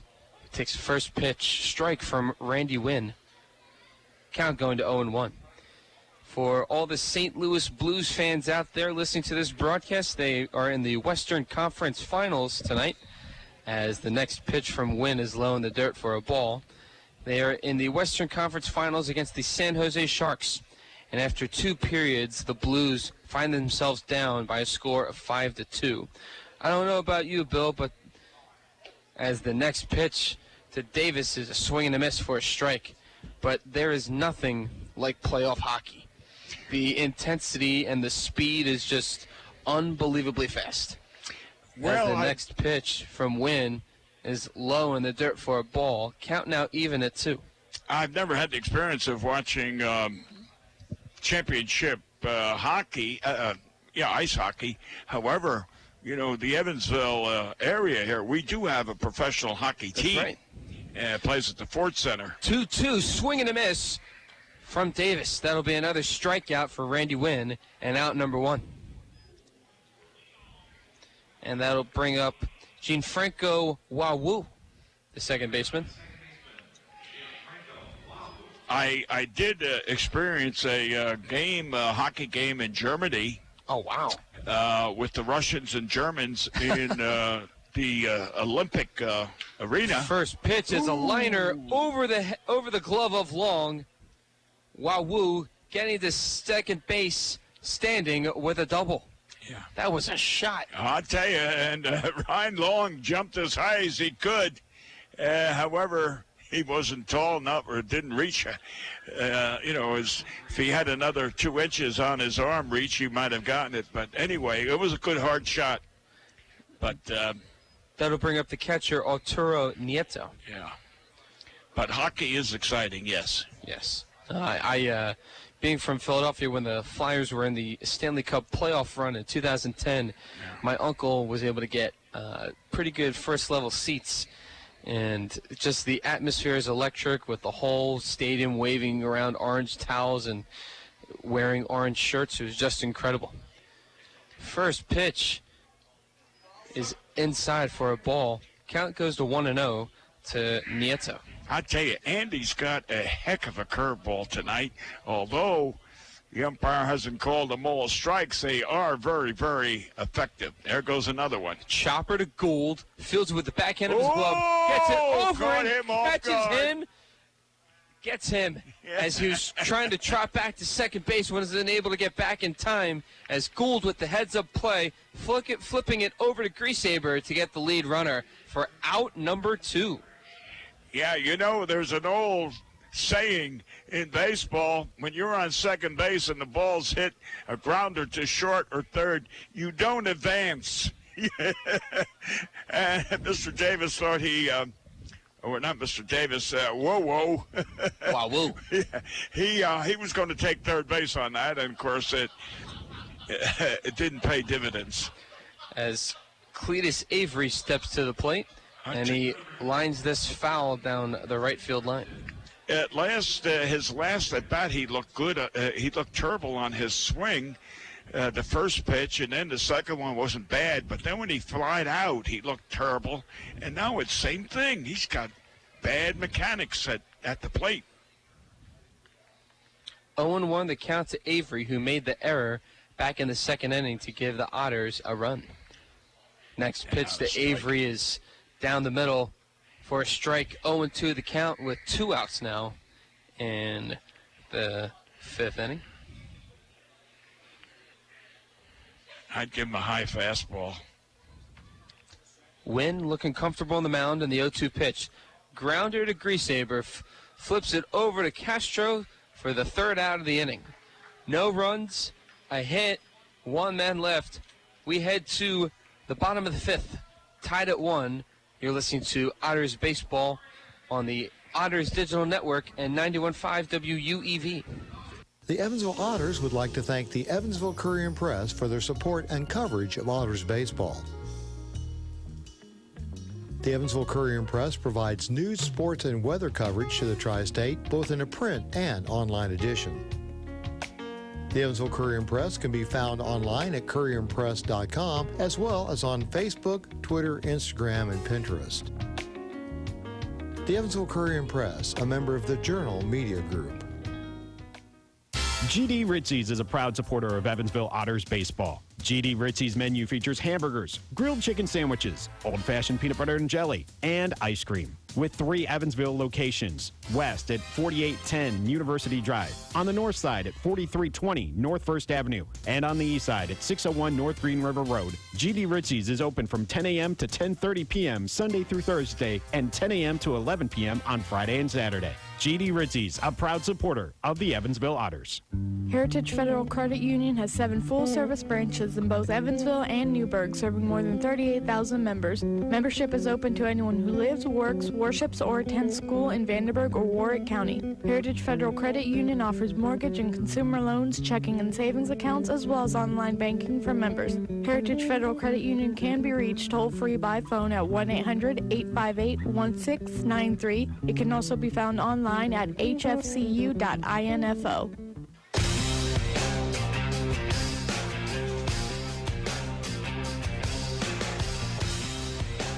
And we welcome back to you to Evansville Otters Baseball.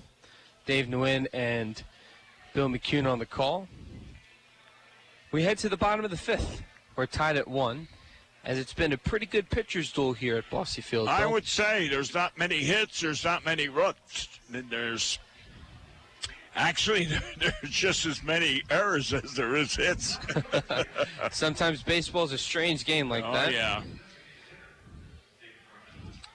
To the plate for the Otters is David Cronin. The game is moving fast, with no walks. There hasn't been a walk yet, in case you're interested. That's a good stat. Yeah. But 3 hit by pitches. Yeah, 3 hit by pitches, but no walks. 2 on one single player in Keith Griesaber. Yeah. Cronin, in his first at-bat, he flat out to center. In his second at-bat, he grounded out to second base. First pitch to Cronin is a ball. As we can check some scores around Major League Baseball, my Phillies lead the Kansas City Royals 7-0 as they're in the 9th inning. The Atlanta Braves lead the Arizona Diamondbacks 3-1 in the 7th, as the next pitch to Cronin is a ball. Count now at 2-0. The Texas Rangers and the Houston Astros lead this one 2-1 in the 6th, as the next pitch to Cronin is low for a ball. Count moving to 3-0. I believe, I stand to be corrected, 1980 when the Phillies played the Kansas City Royals in the World Series? Yep. Am I right, 1980? Yes. That year they acquired Pete Rose, and that was one of the big differences in why the Phillies won the World Series that year, as Cronin fouls this ball down the third base line. On a 3-0 count, like I told you. He allows those hitters to swing. Anyway, the reason I mentioned that particular World Series, that was the first time I've ever seen at a World Series. 3-1 pitch to Cronin. As he lines this one to left field, and it will drop for a base hit. Davis wasn't able to get under it in time, and standing up at second base with a double is David Cronin. That was right down the line. That you got the Davis, who outran the ball, but yet just couldn't reach far enough down the line to catch it, and with that, Cronin got a double. But anyway, getting back real quick, in that 1980 World Series, Kansas City and the Phillies, that was the first time I've ever seen the police department use horses. Wow. They went on the field. That's right. To patrol before the game was over to make sure nobody went onto that field. That's right. But they had horses. My dad and his sisters were at that clinching game at the Vet. Yeah. As J.J. Gould steps to the plate.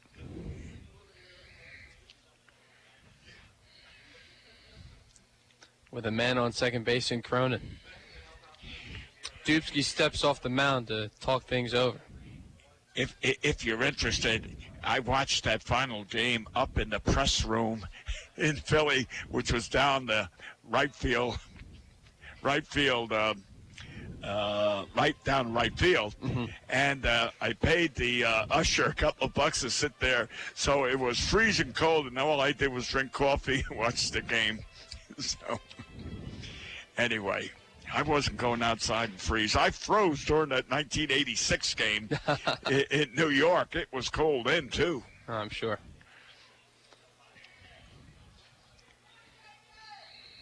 Gould at the dish with Cronin on second. First pitch to him is inside for a ball.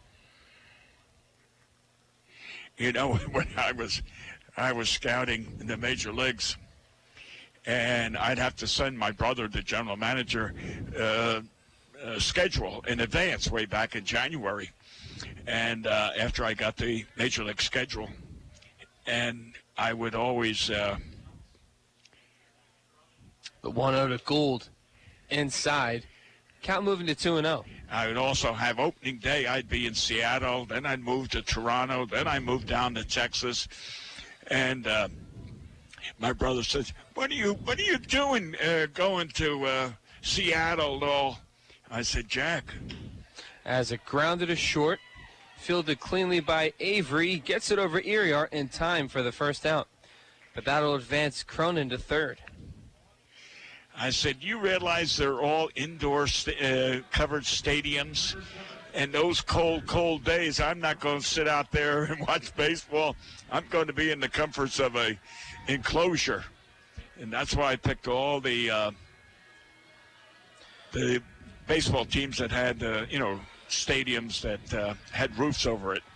It'll bring up Ryan Long, and if he ever needed a hit, now would be a good time with Cronin on third, waiting to score.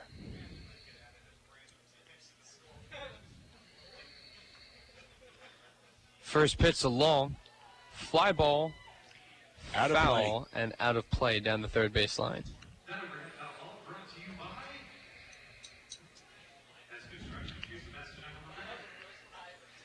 Count now at 0-1 to Ryan Long, the former Texas Tech Red Raider. He got introduced to high competitive college baseball right away, making the College World Series as a freshman at Texas Tech. As the next pitch to Long is outside for a ball. Count now even at 1 with 1 out. Don Mattingly's son played basketball there at Texas Tech. Oh, yeah? Yeah. Derek. Cronin at third for the Otters. The 1-1 pitch to Long. Fly ball. Foul territory. Near left field. Ooh. And Lohr could not make the catch. Chances are Lohr never played football because that would have been an over-shoulder catch. Instead, it'll be strike two. And that is a pretty good analogy right there, Bill. Well, thank you kindly. That's why I went to the third grade. It's funny you say that. My grandfather, who passed away a couple years ago, he only had a fourth grade education, and he was as smart as a whit. Yeah. He just knew so much information. He really didn't need schooling because he was just experienced to so much. Yeah. He's a former World War II veteran. The 1-2 to Long. Foul behind the catcher. You know, in those days, not many people went to high school or college. Right. The furthest they got maybe was the 5th or 6th grade, right? Yeah, and they had to go work. Yeah, had what they called the Depression in those days. Yes. My grandfather was born on a farm in Wilmington, North Carolina, so he worked on the farm, and then when he was drafted, he went to serve our country. Yeah. The 1-2 pitch to Long. So, there you fair go. ball into right field for a base hit. That'll bring Gould to score, or Cronin to score. Otters now take the lead at 2-1. Yeah, I'm hoping that the Long family is listening or watching, and they can put the rosary beads away. They got the hit. That was a good piece of hitting right there. 1-2 count. You're looking to find a pitch to hit or at least protect yourself in the zone or in the batter's box. And Ryan was able to drift that ball into right field and drop for a base hit to get the RBI. Well, that is what you call defensive hitting. He didn't go to blast one over the fence. He just went to meet the ball, put it in play, and that's what he got. You'll see Hunter do that a lot. And Cronin, both. They'll slap at balls and get those extra base hits. As there's a meeting at the pitcher's mound with Austin Dubsky and his general manager, Mike Pinto. While on other things that happened in baseball today in 1919, Cincinnati Reds pitcher Hod Eller no-hits the St. Louis Cardinals for a 6-0 victory. If you want to ask if I was there, no. I wasn't. I couldn't get tickets. I was going to ask you, but if you remember Hod Eller, that would be impressive. No, I don't. That'll bring up Carlos Castro, looking to do some damage at the plate. He's 0 for 2 tonight with 2 ground outs. First pitch to Carlos is way inside. Yeah. Personally, I would have let that wear it because that maybe would have caused an ejection from the pitcher, causing a pitching change. That's true. That's true. Because it would have been the 4th hit batter. Yeah.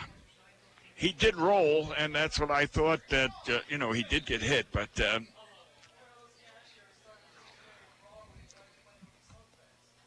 1-0 pitch to Castro, inside for a ball once more. Count now at 2-0. The Dubsky started off this game not too bad, but lately hasn't been able to find any control. Well, he was throwing a lot of curveballs in the earlier part of the game and getting a lot of strikes. Now he's relying on that fastball, and he doesn't have control. The 2-0 pitch is a foul ball down the third base line. Count going to 2-1. You're talking about Castro now being the batter. Last night he grounded out, ironically, to the second baseman, the shortstop, and the third baseman. Tonight, he's grounded out to the shortstop and the third baseman. Yes. Count now 2-1 to Castro with 1 out. Ryan Long at first base after his RBI. The Castro lines this one to left field and will drop for a base hit. That was a good piece of hitting there by Carlos Castro. Men now on first and second with 1 out here. And at the bottom of the 5th. Yeah, that ball just died. It got over the shortstop's head and just dropped it. It was like a bomb. And that'll bring up Mitchell Hansen with the Otters leading this one 2-1. This couldn't be a more perfect spot for Mitchell Hansen to break this game open and give the Otters more than 2 runs in this game. Well, I said last night he was over 3, and I said last night his parents are here all the way from Texas. It'd be nice if he got a base hit. And then he ropes a double. And he roped the devil. Down the right field line. Yep. A double. And let's hope that he gets one tonight. First pitch to Hansen is low for a ball. Count now at 1-0 with 1 out. Long at second. Castro at first.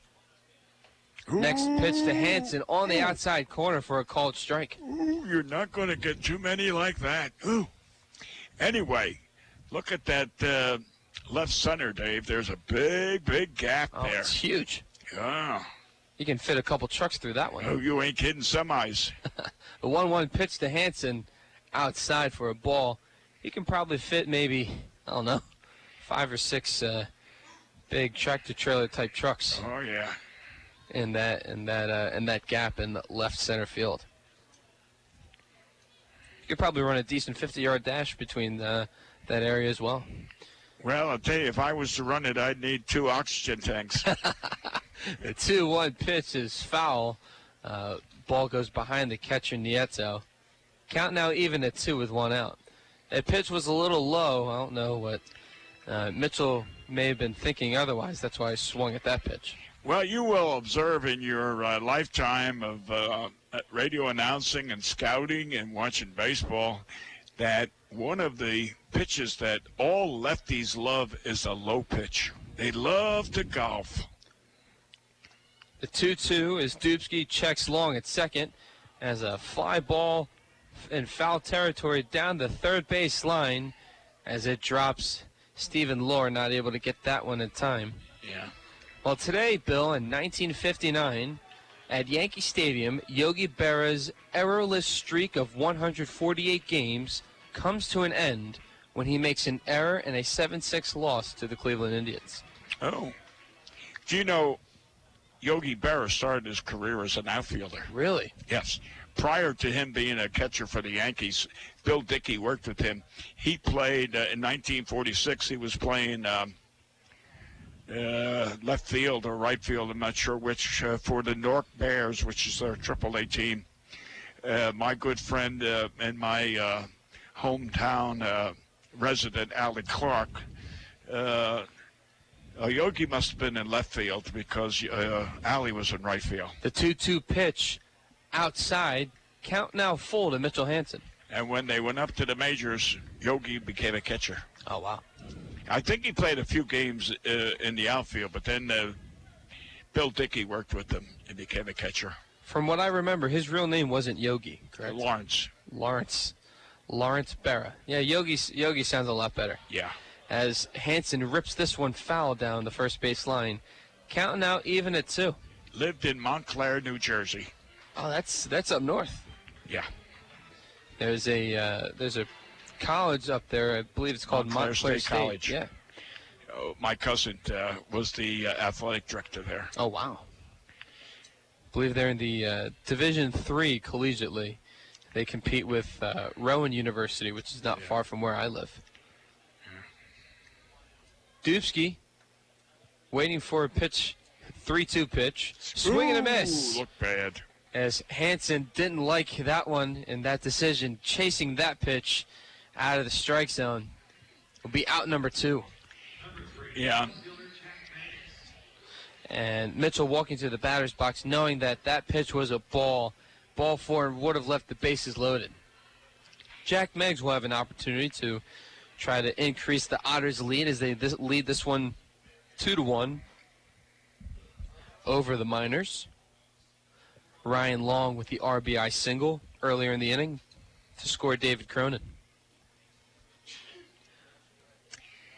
You know, a couple of years ago, even last year at this time, I started predicting who would be all-star players. And first pitch to Meggs outside for a ball. Count now at 1-0. And I'm going to say right now, Ryan Long should be the third baseman in the All-Star game. So that's my predictions. Okay. We'll find out later on. I believe in July is when the All-Star break is. As Meggs steps out of the batter's box and calls time. And Randy should be one of the pitchers. He's pitched really well tonight. Yes, he has. After getting out of that first inning, it seems like he was able to find his groove. The 1-0 pitch, as it will not count, as Meggs called time just before Dubsky was able to release the ball from the mound. Actually, Randy wasn't that much trouble in the first inning. I mean, his fellow teammates put him in trouble. That's right. It was the error that scored the run. Right. 2-1 in the bottom of the 5th. Otters lead this. As a strike was called, throw down to second base. Not in time. Ryan Long got lucky on the base path right there. It was a strong throw from Nieto to Avery. Otero pumped twice. If he had thrown it initially, that runner was out. Yeah, Ryan Long would have been caught. Yes, right. Yeah, the catcher hesitated, pumped twice. That was it. And the shortstop was standing on the base. as the next pitch to Meggs is low in the dirt for a ball. Count now at 2-1. You know, I got to tell you, I don't admit this, and I don't think I've told it more than one or two times, but in spring training, I got caught off second base just like that. I was daydreaming. Embarrassing. Spring training game. You're trying to make a team. Can't do that in baseball. No. 2-1 the count to Meggs. Dubsky checks along at second base, kicks and fires, and now steps off the mound as it looks like Ryan Long is playing a game with Dubsky on the base path. Long does have some decent speed. Yeah, he does. And if he can get the pitcher to balk, yeah, okay, that'd be great. That kind of gives credit to how good of an athlete Ryan was in high school, as the 2-1 pitch is low, gets behind the catcher Nieto, and Long will get to third unharmed, and on the double steal, looks like Castro will go to second base. Heads up by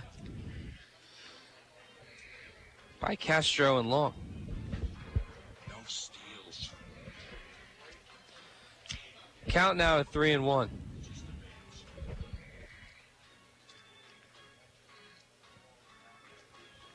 Yeah, the runners moved up the base. We've got Ryan on third, and we've got a runner on second. Another wild pitch. We may have another run. Ooh, there it is. Another wild There it pitch. is. Long coming home without a throw, and that'll extend the Otters' lead to 3-1. Heads up base running there by Ryan Long. Yep. That's the end of them. Here comes the little general. Watch the little general. Watch his action. We'll tell whether he's mad or not. He does not hesitate to show his displeasure. That'll be a call to the bullpen for the Miners. We'll get to a commercial break and find out who the Miners pitcher is next. You're listening to Evansville Otters Baseball on the Otters Digital Network and 91.5 WUEV. The Hoosier Lottery began selling lottery tickets on October 13, 1989. Since then, the Hoosier Lottery has offered hundreds of different games, awarded prizes to millions of players, and given billions of dollars to the state of Indiana. The Hoosier Lottery's mission is to responsibly provide innovative and entertaining lottery games for the benefit of the citizens of Indiana. To learn more about the Hoosier Lottery, visit them online at HoosierLottery.com. The Hoosier Lottery, a proud supporter of Evansville Otters baseball. The International Brotherhood of Electrical Workers, Local Chapter 16, would like to take time to say, Go Otters! The IBEW Local 16's jurisdiction includes 13 counties in southwestern Indiana, as well as Wabash County in Illinois. Its members are divided into several categories of electrical work, including inside construction, maintenance electric, residential wiring, and sign classifications. More information on IBEW Local 16 can be found online at IBEW16.net.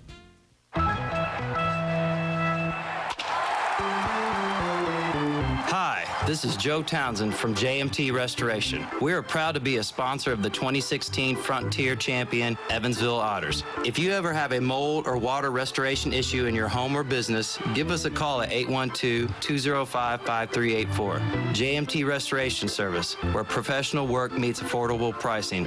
Remember, go Otters!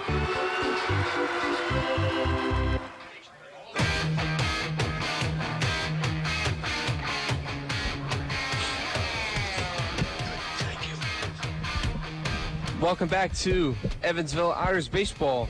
Dave Nguyen and Bill McCune on the call, as there has been a pitching change. Gabe Gentner will enter the game for the Miners, as the Otters tack on another run to make this one 3-1. Heads up base running by the Otters, as a couple wild pitches allowed the Otters to score. Ryan Long touching home plate in the previous sequence. Well, allowed Ryan to move from second to third and from third to home. First pitch to Grease Sabres, swing and a miss. Falling for the high cheese. Count now at 0-1. Nieto throwing down to Iriart, and that throw is not in time to tag Meggs.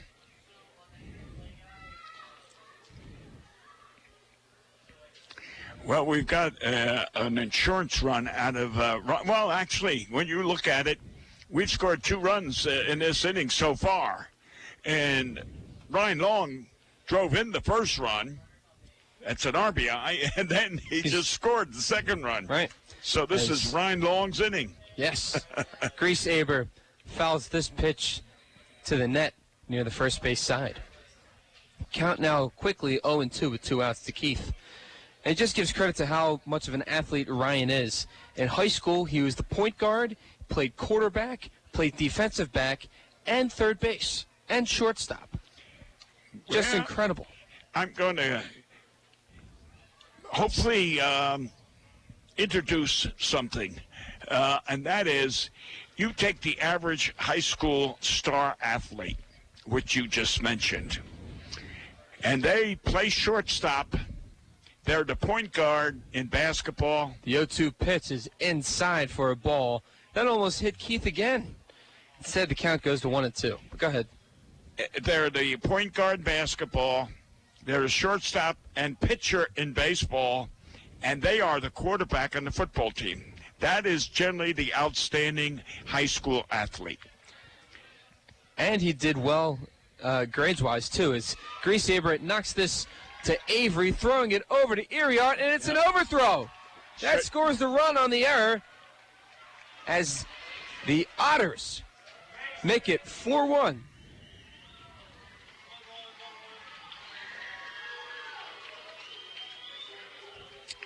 The Miners just making mistakes out there, and that wasn't particularly well. Well, you know, let's look at that situation, Dave, just for a second. Where did the shortstop field the ball, and how did he field it? And he went way over to his right, way deep in back of third base, made a backhand stab, leaped in the air, and then threw it. There was no way he could have thrown that runner out if he had a bullet. He should have buried that ball in his glove. 1,537. As Hunter Cullen will step to the dish, Otters lead this one 4-1. As a throw over to third base is not in time. Yeah, Hunter got a great hit last night. And I think it's fruitful to say in last night's game, every baseball player for the Otters had a base hit. Now it seems like almost everyone's been on base. As the next pitch to Cullen. Nice pitch. Inside for a strike. Count now even at 1 with 2 outs. Yeah, we were going into this inning with 1 hit or 2 hits, and Hunter had 1 of the 2, and now we've got a bunch of hits and a bunch of runs.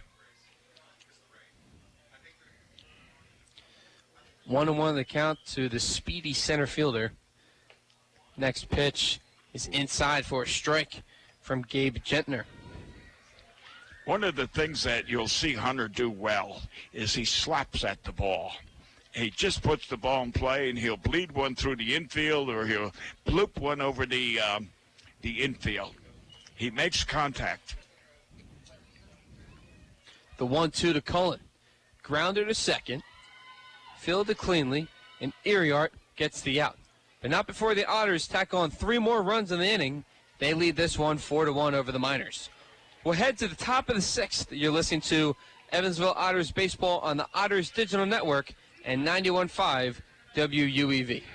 The tri-state area Marathon service stations are proud supporters of the Evansville Otters. Marathon has over 5,100 Marathon-branded stations nationwide, and a full list of area Marathon stations and a list of daily gas prices are available online at mymarathonstation.com. Marathon provides products which support commercial, industrial, and retail operations. Marathon's slogan is Fueling the American Spirit.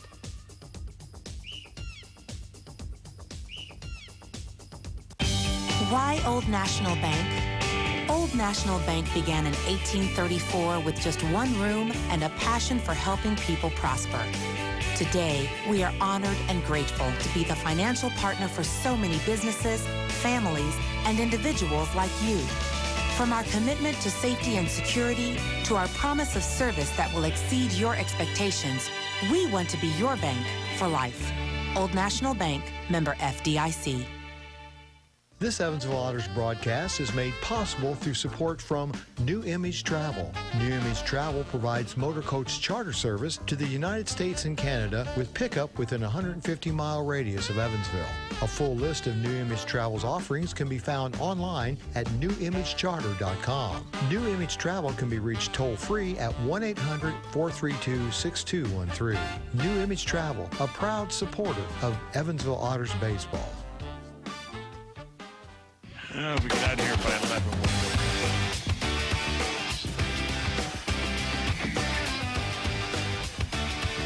And welcome back to Evansville Otters baseball. Dave Nguyen and Bill McCune on the call. Otters tacked on 3 more runs in the last half inning. Lead this one 4-1.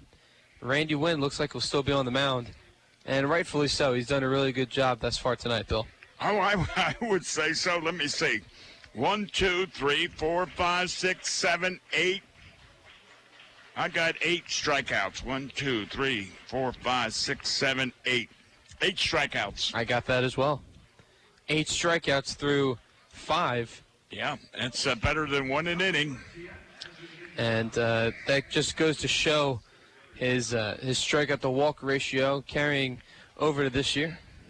Well, that's what you were emphasizing in the pregame conference there, and he's adding to his repertoire. Joe Duncan steps to the plate. His first pitch is for a ball. Count now at 1-0. Well, what is Randy is accomplishing tonight? Next pitch from Nguyen is right there for a strike. Count now even at 1. Is he's throwing strikes. That is the secret to pitching. Throw strikes. Next pitch is right there on the outside corner for a called strike. Perfect pitch right there from Nguyen. Major league curveball. Major league curve. That is what has helped him tonight. He's outstanding with his breaking pitch. The 1-2. Similar location, just a bit outside. Count now even at 2. If you notice, he tried to overthrow that pitch. And pitchers should not, when they're looking for a strikeout, they have the tendency to overthrow. And with that, 99 times out of 100, it's a ball. Because they either release it too quickly or they hold it too long, whatever. The 2-2 from Nguyen, way inside. That's another one he just did. Count goes full to 3-2. See, now, you get out of your normal flow of pitching when you do that. Nguyen will kick and fire for the payoff pitch. Swing and a miss, strike 3. Got him to chase on that one for out number 1. That curveball has been his bread and butter tonight. That'll bring up Brett Siddle, the right fielder. This is going to be interesting right here. This batter is going to be interesting. He struck out 3 times last night. He's accomplished that goal twice tonight. Ouch. Takes this pitch for a strike. Count now at 0-1. I'm going to make a prediction that if he strikes out now, he will not be in the lineup tomorrow night. I think he knows it, too, as he takes a big hack for no contact on that pitch for strike 2.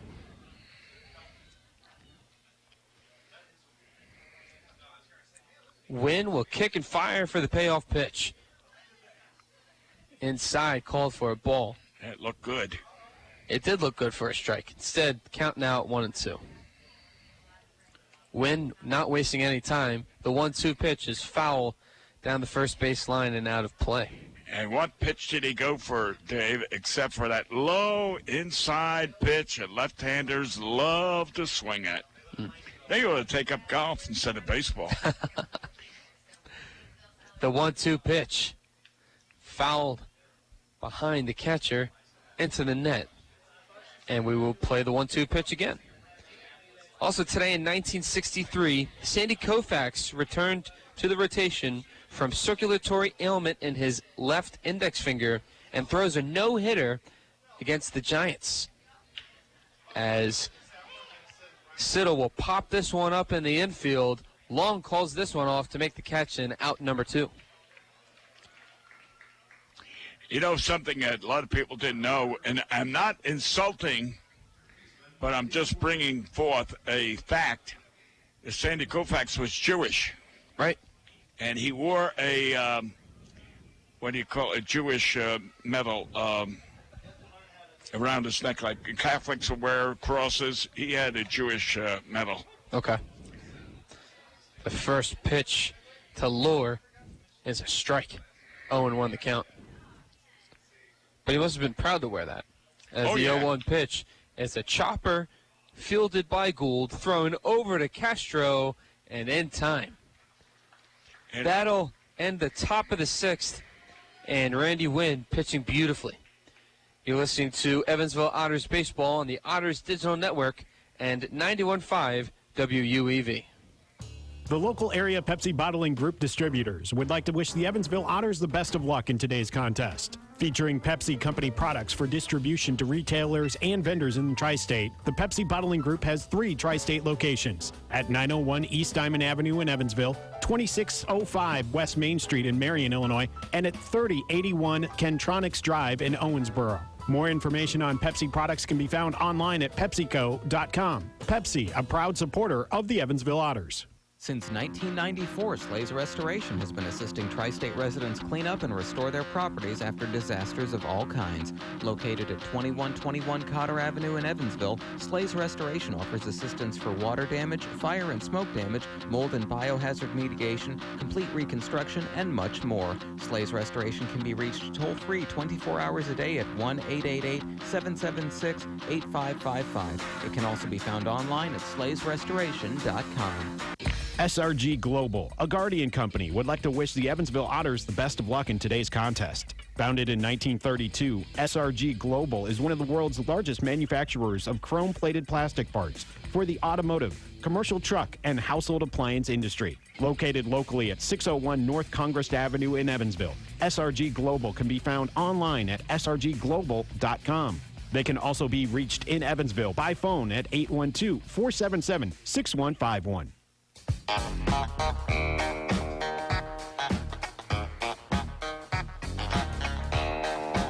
Welcome back to Evansville Otters Baseball.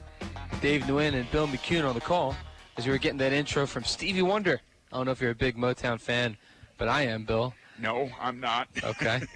As Rob Calabrese will step to the plate.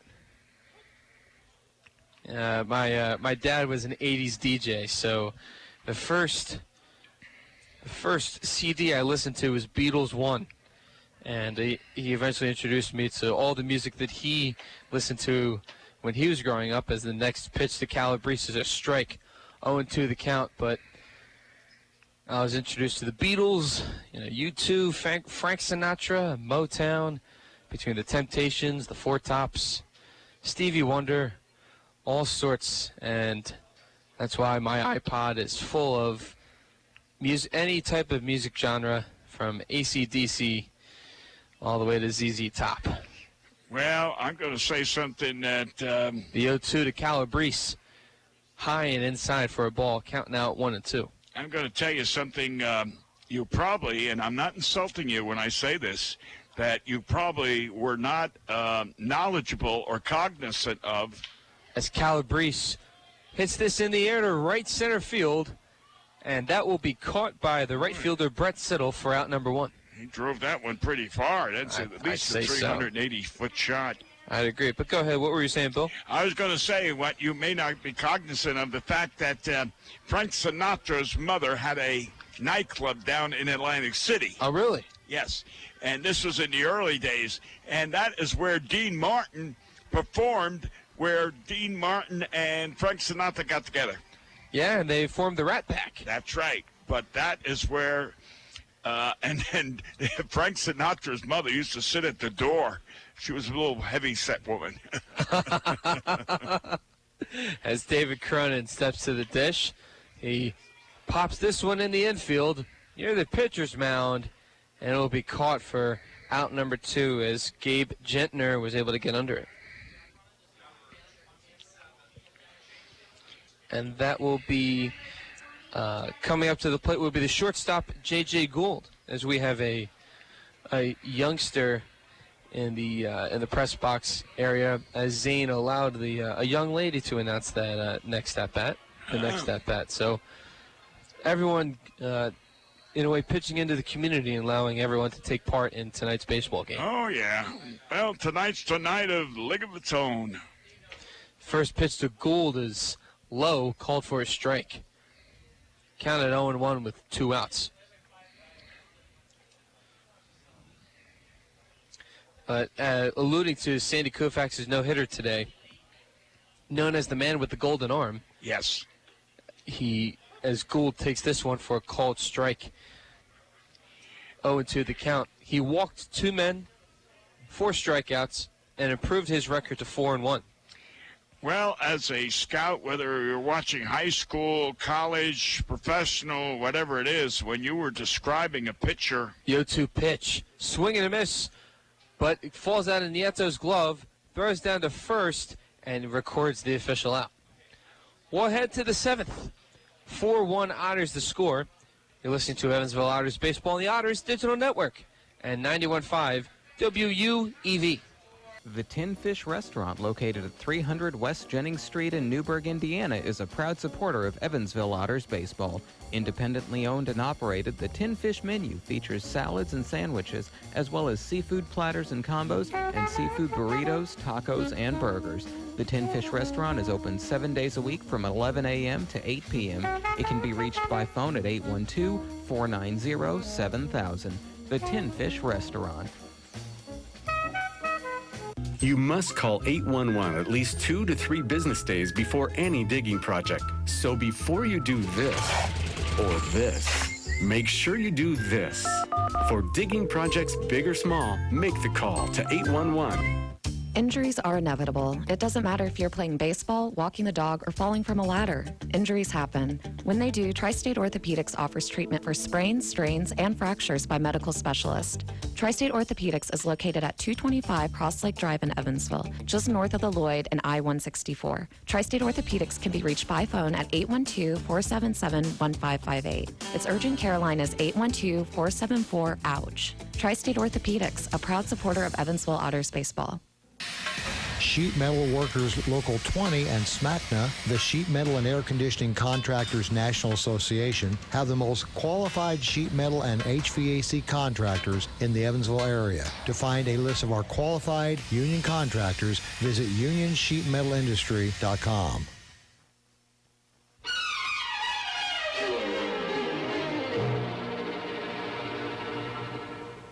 Everybody loves somebody sometime. Everybody falls in love somehow. That's our As we welcome you back to Bossy Field, Dave Nguyen and Bill McCune on the call. Our radio engineer, Paul Mattingly, with some pretty cool tunes leading us into each half inning. Randy Wynn still on the mound for the Otters, dealing very, very well as Chris Iriart steps to the plate. He's got 2 quick strikes, makes the count 0-2. Those were the days where songs meant something. They had meaning to them. They had words to them. That people could understand. That's right. The 0-2 pitch to Iriart is a foul ball down the first base line and into foul territory, going over the head of the Otters pitchers in the bullpen down there at the right field side. Yeah, before we ended last inning, I was saying that scouts, whether you're scouting high school, college, or professional baseball, when you were referring to a pitcher and his curveball, you would send your information to your scouting director and say, he's got a Sandy Koufax curve, which meant it dropped off. Swing and a miss, strike 3. That'll be another strikeout for Randy Wynn. Yeah, describing that Sandy Koufax curve meant it dropped off the table. So you're telling your scouting director, this guy's got a fantastic curveball. You always used major leaguers to describe the player that you're writing about. First pitch, called strike to Alex Santana. Man, Randy Wynn has really got his stuff going. Yeah. Next pitch, Santana is low in the dirt for a ball. So if we count this up correctly, 10 strikeouts for Randy Wynn. Yeah. Next pitch, on the outside corner, called for a strike. Yeah. Count now moves to 1-2. Now, we have a former ball player here, played for Central High School and University of Evansville. As the next pitch is a swing and a miss for strike 3. That's 11 on the night for Randy Wynn. And the third time, Mr. Santana went down, striking out. Last night he struck out twice. Tonight he struck out 3 times. 5 strikeouts. Not a good stat line. No. That'll bring up Kyle Davis, who struck out his first 2 at-bats. First pitch from Wynn, right on the outside corner for a strike. You know, I was telling you, Central High School, University of Evansville pitcher Andy Bennis. I think you've heard of him. Maybe. Yes. 0-1 pitch. Fly ball, right field. Playable for Hansen. Comes up and catches it for the final out of the inning. We head to the bottom of the 7th. It's stretch time here at Bossy Field. You're listening to Evansville Otters baseball on the Otters Digital Network and 91.5 WUEV.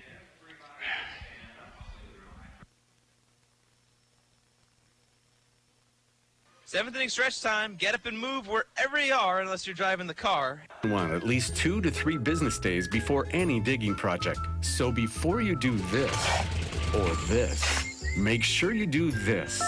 For digging projects big or small, make the call to 811. 91.5 WUEV Evansville.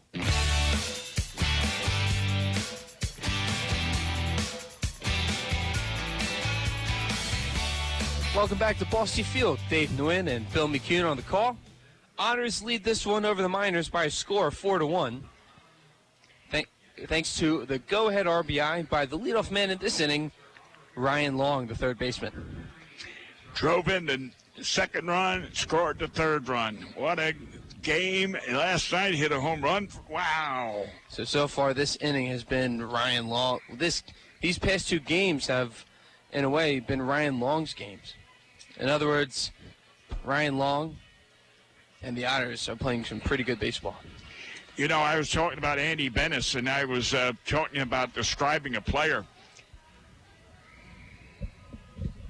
As we've gone final in San Jose between the Sharks and the Blues, the Sharks take the first game of the Western Conference Finals by a score of 6-3. Got a new pitcher on the mound. Oh, for the Miners? For the Miners, number 38. He is Heath Rentz. As we want to thank our scorekeeper, Jordan, for the up-to-date information. We appreciate that. Yeah. You know, again, getting back to Andy Bennis, when I was describing Andy Bennis when he was pitching for the University of Evansville, I described him to our scouting director, and I said, he's got a Roger Clemens fastball, which meant he threw the ball at 92 miles an hour, and it had a rise to it. Mm-hmm. That's what made Roger so effective. Long takes this pitch into right center field for a base hit. It's a double. Rounding first and heading to second. It's a triple. Oh, head to second standing. He held it up. Okay, double. He'll settle with a double. Well, you got to give him credit for the heads-up base running right yes, there. Right? Yeah. I think he could have made it to third, but then with no outs, it was a smart move to stay at second because there's no sense in forcing, the out.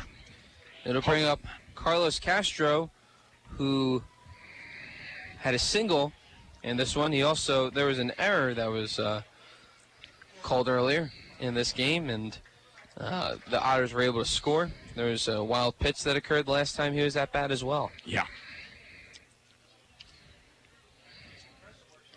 Castro having a much better night at the plate tonight than last night.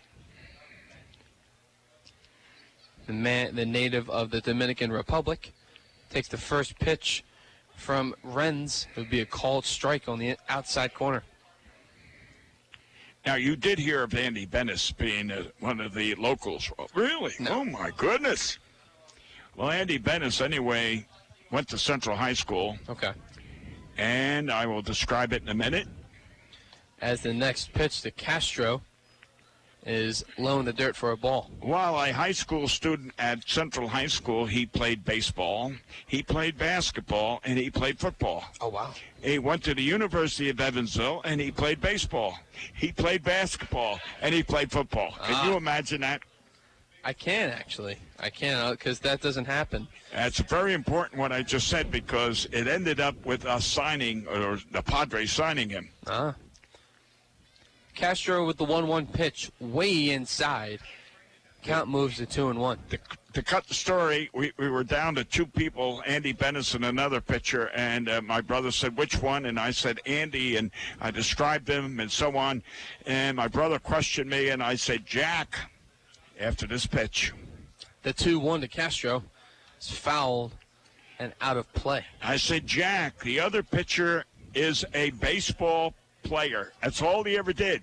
Andy Bennis played football, baseball, basketball, high school, and college. He doesn't know how to pitch. He is a gem, a diamond in the rough. We can develop him, and we did. That's very impressive. Yes. Renz checks the runner at second base in the 2-2 pitch.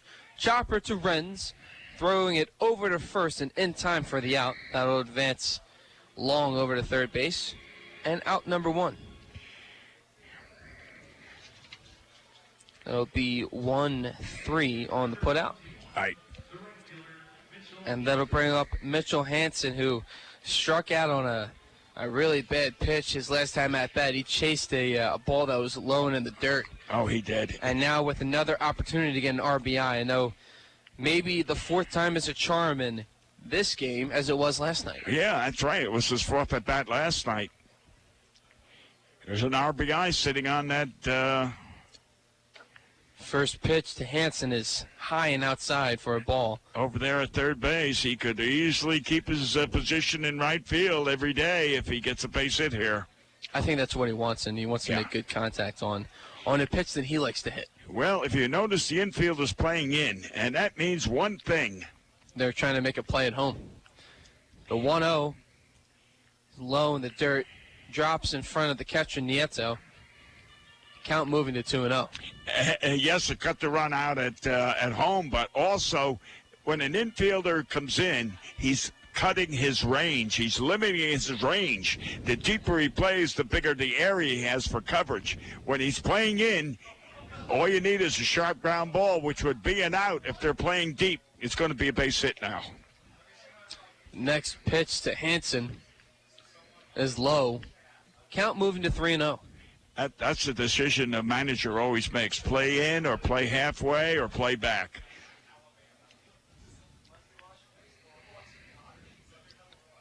The 3-0 pitch. Outside, ball 4. Good at bat there by Hansen. He worked a 4-pitch walk. Right. And that'll bring up Jack Meggs. He worked a walk his last at-bat and was able to get the third as there was a big fifth inning where the Otters were able to score 3 runs. See, now here the infield, the shortstop and second baseman are playing little beyond halfway. This way it allows them to execute the double play with a runner on first base. So therefore, with one out, they're going to take a chance to double play and get out of the inning without the score. First pitch to Meggs is a foul ball down the first base line. The strategy of a game changes depending upon the situation. No, I agree. I really can't see the second baseman because there's a big pole in front of my view, but I appreciate the heads up as sometimes you got better eyes than I do, Bill. Well, I'll have that pole cut down tomorrow. The 0-1 to Meggs. Ground ball to Iriart, gets right past him. 1 run will score. We'll wait for the official scoring on that one. I'm going to say it has to be a base hit. It went through without him touching it. Nevertheless, looks like it'll be an RBI. And the Otters extend their lead to 5-1. Base hit. Base hit. Okay. All right. It's ruled a base hit. It's been officially ruled a base hit. A single by Meggs. With an RBI. So last night he got the RBI home run. Tonight he gets the RBI single. I'll tell you what, these Otters, one of the things I've been impressed with the Otters this year so far is their aggressiveness at the plate. In the past, and I made comments quite frequently about it, is we've had too many Otters take a third strike. Take a third strike, not strike out. Take it. Whereas now this team here is swinging those bats. I don't know how many strikeouts we had last night, but we didn't have many. Oh, for us? Yeah, our team. I don't think we had a whole lot. Yeah. I think maybe 5 at most. All right, tonight we had Meg strike out, Hansen strike out, Gould struck out. That's it. So we only have 3 strikeouts as a team. Yeah. We batters have only struck out 3 times. That's not bad. And not one of them called out. All swinging. That's right. That's what's most important. Oh, it is. And that'll bring up Keith Griesaber, who has been hit twice in this game and had a single his last time up. Right. Men on first and third with 1 out. Otters just extended their lead to 5-1. As looks like Meggs will steal second without a throw. And they gambled. They were hoping that the runner on third would advance so the catcher could throw it down to third and pick him off, but it didn't work out. That's an old high school play. Count now at 0-1 to Griesaber. The 0-1 in the dirt for a ball. Count even at 1 with 1 out. Men on second and third for the Otters. We had a catcher here for the Otters years ago, Tommy, but, I don't care how many runners were on, and no matter what it was, he threw the runner out of second. It didn't make no difference with the runner on third.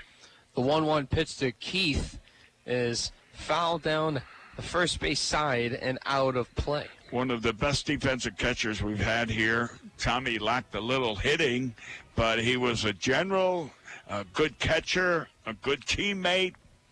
And anyway, a nice guy. Sounds like it. Yeah. The 1-2 pitch to Keith is a foul ball behind Nieto into the net. I think he was voted. I think he played here 3 years or so, maybe 4. But he was voted 2 of those years as the outstanding athlete or Otter for the year, even though he was a 220 hitter. But people loved him. The 1-2 pitch to Keith inside. Count now even at 2 with 1 out. Men on second and third for the Otters. In fact, one time the manager got so mad at the team, he told Sammy, the trainer, or the clubhouse boy, not to wash the uniforms. And Tommy snuck in and washed them about 3 o'clock in the morning. First pitch, or next pitch, excuse me, is foul behind Nieto once more. And we'll do it all again with the 2-2 count. Keith has not been afraid to swing the bat and try to look for a pitch to hit, despite getting hit twice tonight. He also has a run scored back in the second inning. Well, that was an error. Yes. Yep, here comes another one. Here's a wild pitch. Here comes another one. A run will score as Hansen comes in to score. The ball was low in the dirt. Pass ball ruled for the official scoring behind Nieto. The Otters lead this one 6-1. I'm going to say it, but I'm not sure. You can correct me. That is the 3rd run we've scored on a wild pitch that got by the catcher. So do you give the catcher RBIs?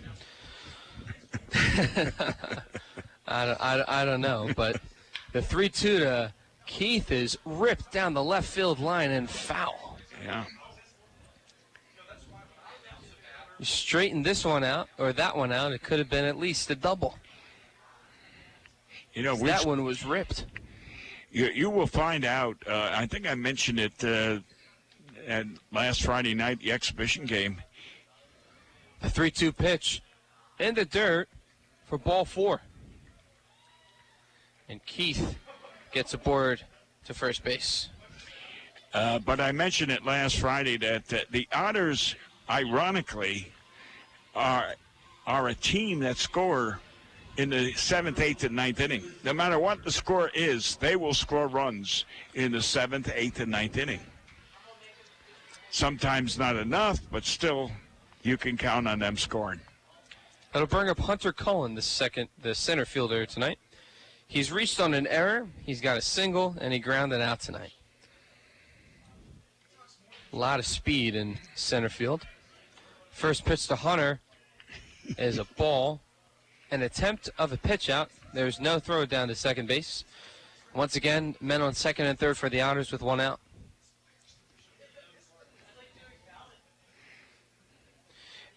As you noted earlier, manager Andy McCauley for the Otters being pretty aggressive on the base paths tonight. Right. And we noticed that the infield's playing in again. The 1-2 to Cullen is a foul, or not, excuse me, a fly in the infield. Catcher Renz makes the catch for out number 2. That was a weak pop-up right there, Bill. And it's the first time in my lifetime, and I have seen thousands upon thousands of baseball games. That's the first time in my baseball history that I ever seen a game where the pitcher caught 2 fly balls. You never see that. Pitcher should never catch a fly ball. It's infielder's job. But here tonight, the minor pitchers have caught 2 fly balls. That'll bring up Rob Calabrese, who had the RBI single in the second inning to give the Otters on the board.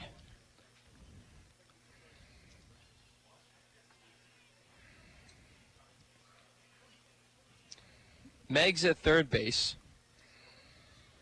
Ren's waiting for the sign. He'll kick and fire for the 0-1. That is high for a ball. Count now even at 1 with 2 outs. Otters leading this one 6-1. As you know, they've played really well these past 2 nights, offensively and defensively.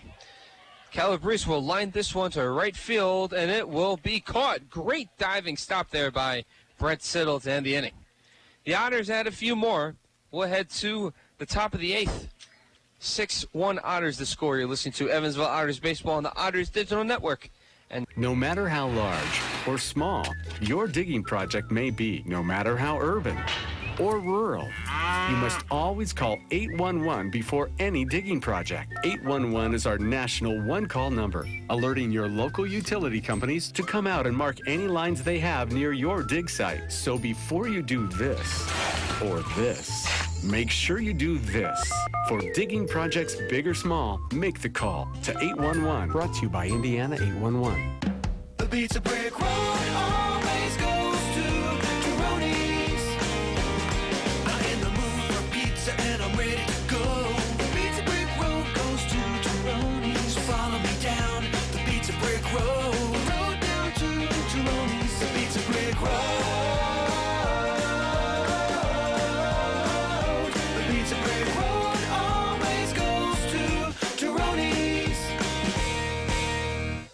The Evansville Otters would like to thank the Evansville Courier and Press for their support and coverage of Otters baseball. The Evansville Courier and Press provides news, sports, and weather coverage to the tri-state, both in a print and online edition. The Evansville Courier and Press can be found online at courierandpress.com, as well as on Facebook, Twitter, Instagram, and Pinterest.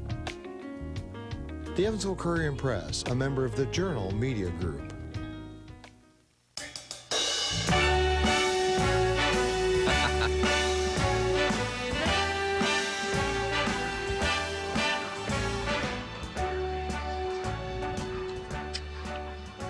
Start spreading the news, Bill. As New York. As we welcome you back to Otters baseball, they lead this one by a score of 6-1.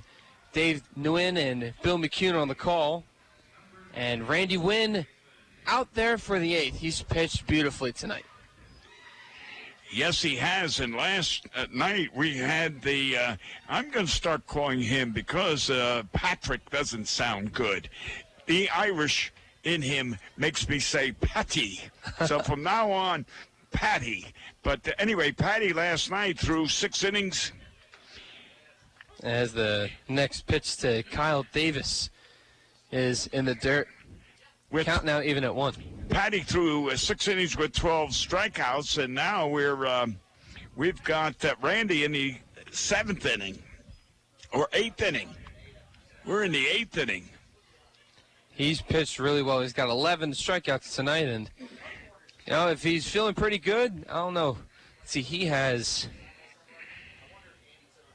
I'm trying to think of how many pitches he has tonight. As a fly ball to shortstop, Gould calls it off and will make the catch for out number 1.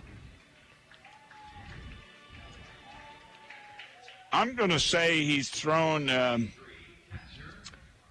89 pitches. I can't find the official. Yes, and he's now at 90, 68 of them for strikes. I said 89 and he threw 90? Yeah, he just threw his 90th, yep. So I was right. Yes. What do I win? A high five. How about that? Maybe a pat on the back. The next pitch from Wynn is on the inside corner for a strike. 0-1 the count to Arturo Nieto. Nieto will foul this one down the third base line and out of play. So I'm going to say, Dave, that if he gets these next 2 batters within the next 5 to 6 pitches, I'd let him go out there in the 9th. Yeah, I mean, he's not at 100.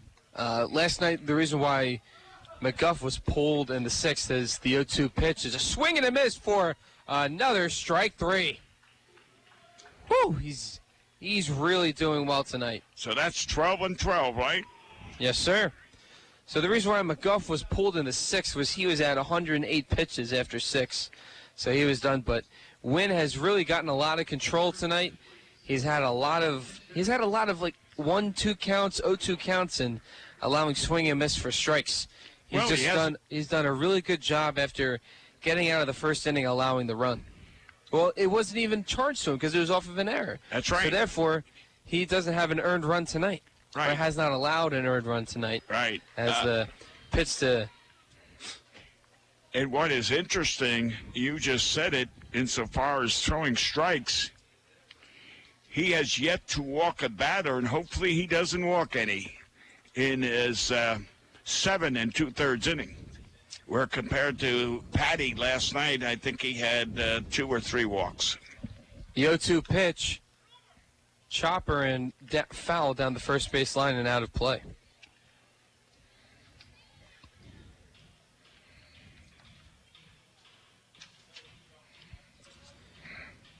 After a 1-1 game through 2 innings, the Otters were able to get a big inning in the 5th. Okay, Patty threw, he threw 3. He walked Lauer twice, and Arturo once. And the 0-2 pitch, swing and a miss for strike 3. Oh, boy. That'll end the inning as Randy Wynn doing really well tonight. We'll head to the bottom of the 8th. Otters lead this one 6-1. You're listening to Evansville Otters baseball on the Otters Digital Network and 91.5 WUEV. GD Ritzy's is a proud supporter of Evansville Otters baseball. GD Ritzy's menu features hamburgers, grilled chicken sandwiches, old-fashioned peanut butter and jelly, and ice cream. With 3 Evansville locations, west at 4810 University Drive, on the north side at 4320 North 1st Avenue, and on the east side at 601 North Green River Road. GD Ritzy's is open from 10 a.m. to 10:30 p.m. Sunday through Thursday and 10 a.m. to 11 p.m. on Friday and Saturday. GD Ritzy's, a proud supporter of the Evansville Otters. Heritage Federal Credit Union has 7 full-service branches in both Evansville and Newburgh, serving more than 38,000 members. Membership is open to anyone who lives, works, worships, or attends school in Vandenberg or Warwick County. Heritage Federal Credit Union offers mortgage and consumer loans, checking and savings accounts, as well as online banking for members. Heritage Federal Credit Union can be reached toll-free by phone at 1-800-858-1693. It can also be found online at hfcu.info. The Hoosier Lottery began selling lottery tickets on October 13, 1989. Since then, the Hoosier Lottery has offered hundreds of different games, awarded prizes to millions of players, and given billions of dollars to the state of Indiana. The Hoosier Lottery's mission is to responsibly provide innovative and entertaining lottery games for the benefit of the citizens of Indiana. To learn more about the Hoosier Lottery, visit them online at HoosierLottery.com.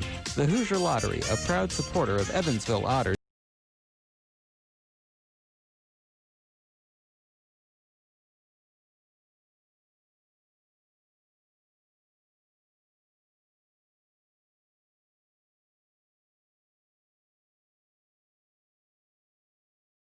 Otters baseball.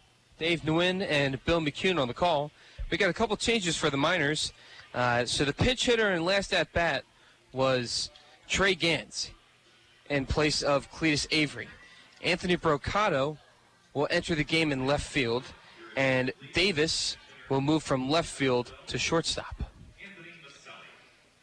And we got the pitcher Bernstein. Yes, and a new pitcher, Andrew Bernstein. And we have Anthony Maselli making his first plate appearance for the Otters. He gets a first pitch call for a strike. As the Otters are at the top of the order, David Cronin's night is done.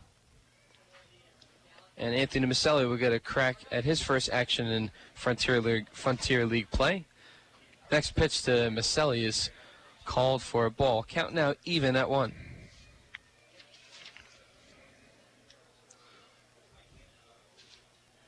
Bernstein kicks and fires for the 1-1. Inside for a ball. Count goes to 2-1. And we said last night or night before, whatever, that Mr. Maselli is from Boston College. Mm-hmm. Swing and a miss for strike 2 to Maselli. He looks like he fell for the high cheese right there. He did. He did.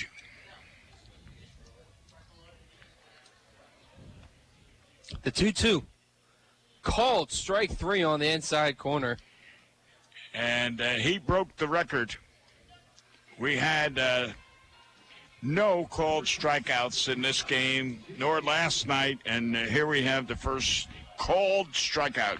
You can't hit the ball if you don't swing. I couldn't agree more, Bill. Okay, mark that down. You heard it from me first. That's right. They'll bring up J.J. Gould. And the first pitch to Gould is high for a ball. J.J. was hit by a pitch in the first, flied out to right field in the third, and a ground out in the fifth, and a strikeout in the sixth. He's played decent defense and has bounced back after making the error in the first inning. Yeah. He's got a 2-0 count from Andrew Bernstein. Hook, kick, and fire for the 2-0. Swing and a miss for strike 1. He was a little late. The train pulled out of the station before he even got that bat around. Looks like the Otters have some movement in the bullpen, so Randy Wynn's night is done. Just pitched excellent 8 innings of one-run baseball.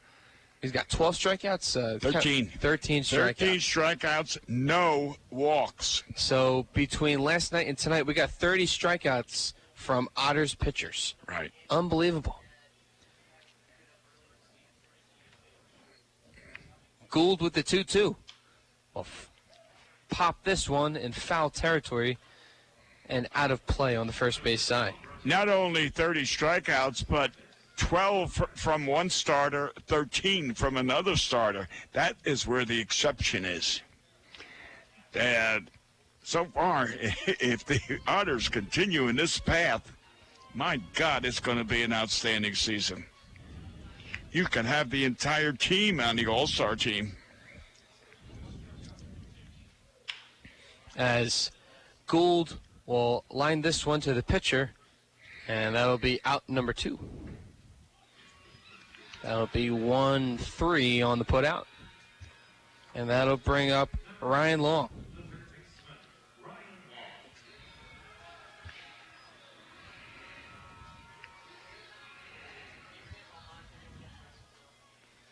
And it looks like we'll have the lefty Abraham Almonte warming up in the bullpen for the Otters. He went to Philadelphia University. Where the heck is that? What? Where the heck is Philadelphia University? It's I think it's in the city, but I'm trying to figure out where it's. I don't think it's far from the University of Sciences. It's of the many schools in the Philadelphia area. Yeah. It's not too popular, but Philadelphia, known to be a big city, has many colleges in the area. As Long has a 1-1 count.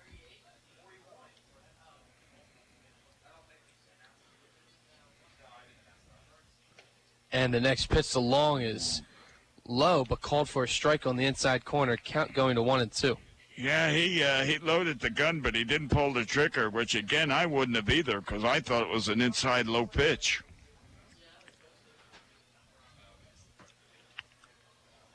Long waiting, and the 1-2 pitch. Swing and a miss for strike 3. That'll end the 8th. Almonte coming in for the 9th as we have a pitching change. That'll be today's pitcher catcher battery is Abraham Almonte on the mound and Rob Calabrese behind the plate. This pitcher and catcher battery is sponsored by the Answer Auto Repair East.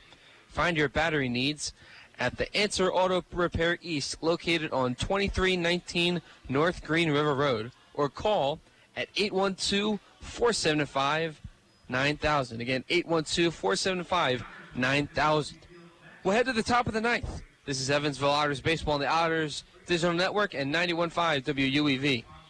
The International Brotherhood of Electrical Workers, Local Chapter 16, would like to take time to say, Go Otters! The IBEW Local 16's jurisdiction includes 13 counties in southwestern Indiana, as well as Wabash County in Illinois. Its members are divided into several categories of electrical work, including inside construction, maintenance electric, residential wiring, and sign classifications. More information on IBEW Local 16 can be found online at ibew16.net.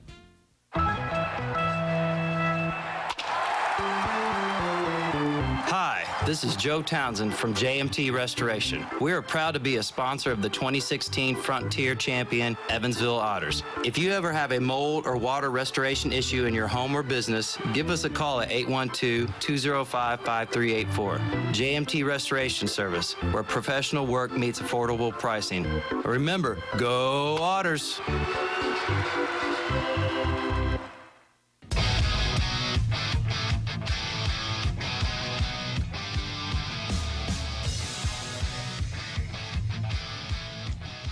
And welcome back to Evansville Otters Baseball. Dave Nguyen and Bill McCune on the call. Randy Wynn's night is done. 8 innings, no earned runs, 13 strikeouts. You couldn't have asked for a better start. That matched, if not, did a little bit better than McGuff last night. Yes. Patty's pitching last night. Yes, you're right. That'll bring up the new pitcher for the Otters from Philadelphia University, number 20, Abraham Almonte, the left-hander from Danbury, Connecticut.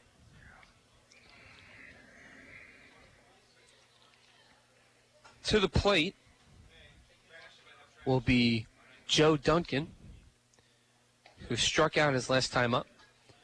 First pitch from Almonte is a ball in the dirt. 1-0 the count. So despite the roughly hour and a half rain delay, it's been raining. It was raining here since 2 o'clock p.m. We're able to start this game around 8 o'clock, and it's just been a really good night for the Otters once more. Well, they've been very fortunate. It was a drizzle, not a downpour, allowing the field to be in good shape so that when they finally did start the game, there were no puddles. You didn't need any extra dry stuff to, patch up whatever was wet. So the Otters benefited. Next pitch from Almonte is a called strike. Count moving to 2-1. hook, kick, and fire right now. And that ball will be high. Count moving to 3-1. Almonte seeing his first action in Frontier League play, and he looks to be one of the better relievers and one of two left-handers in the Otters bullpen this year. Almonte will set the glove at his chest in the 3-1. Inside corner for a strike. And Bill, you said the same thing last night about the batter wanting to dictate the call, but it's the umpire's job to dictate the call. Count now at 3-2. The batter is always surprised when the umpire says, "Hey, little boy, get back here."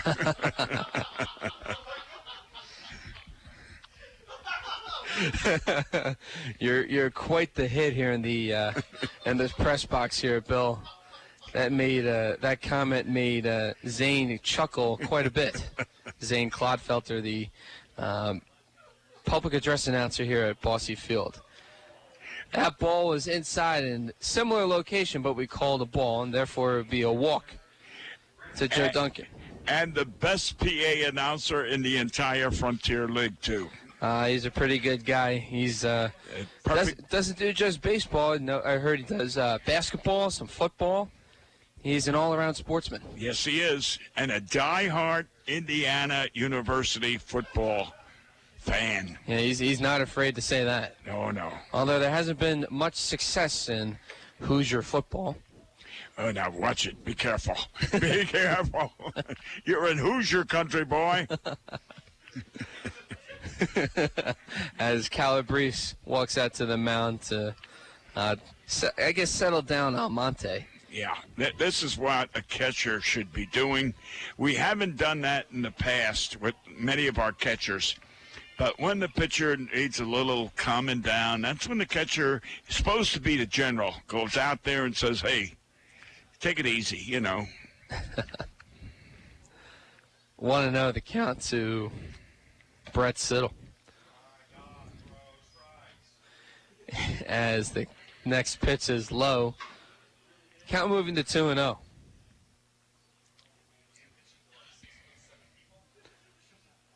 The 2-0 pitch from Almonte.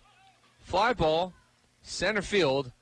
Cullen gets under it and makes the catch for out number one. Good range, good coverage, good speed, good arm, slap hitter, good player. All-around baseball player. Right. That'll bring up Stephen Lohr, who has 2 groundouts and a strikeout on the evening. Almonte.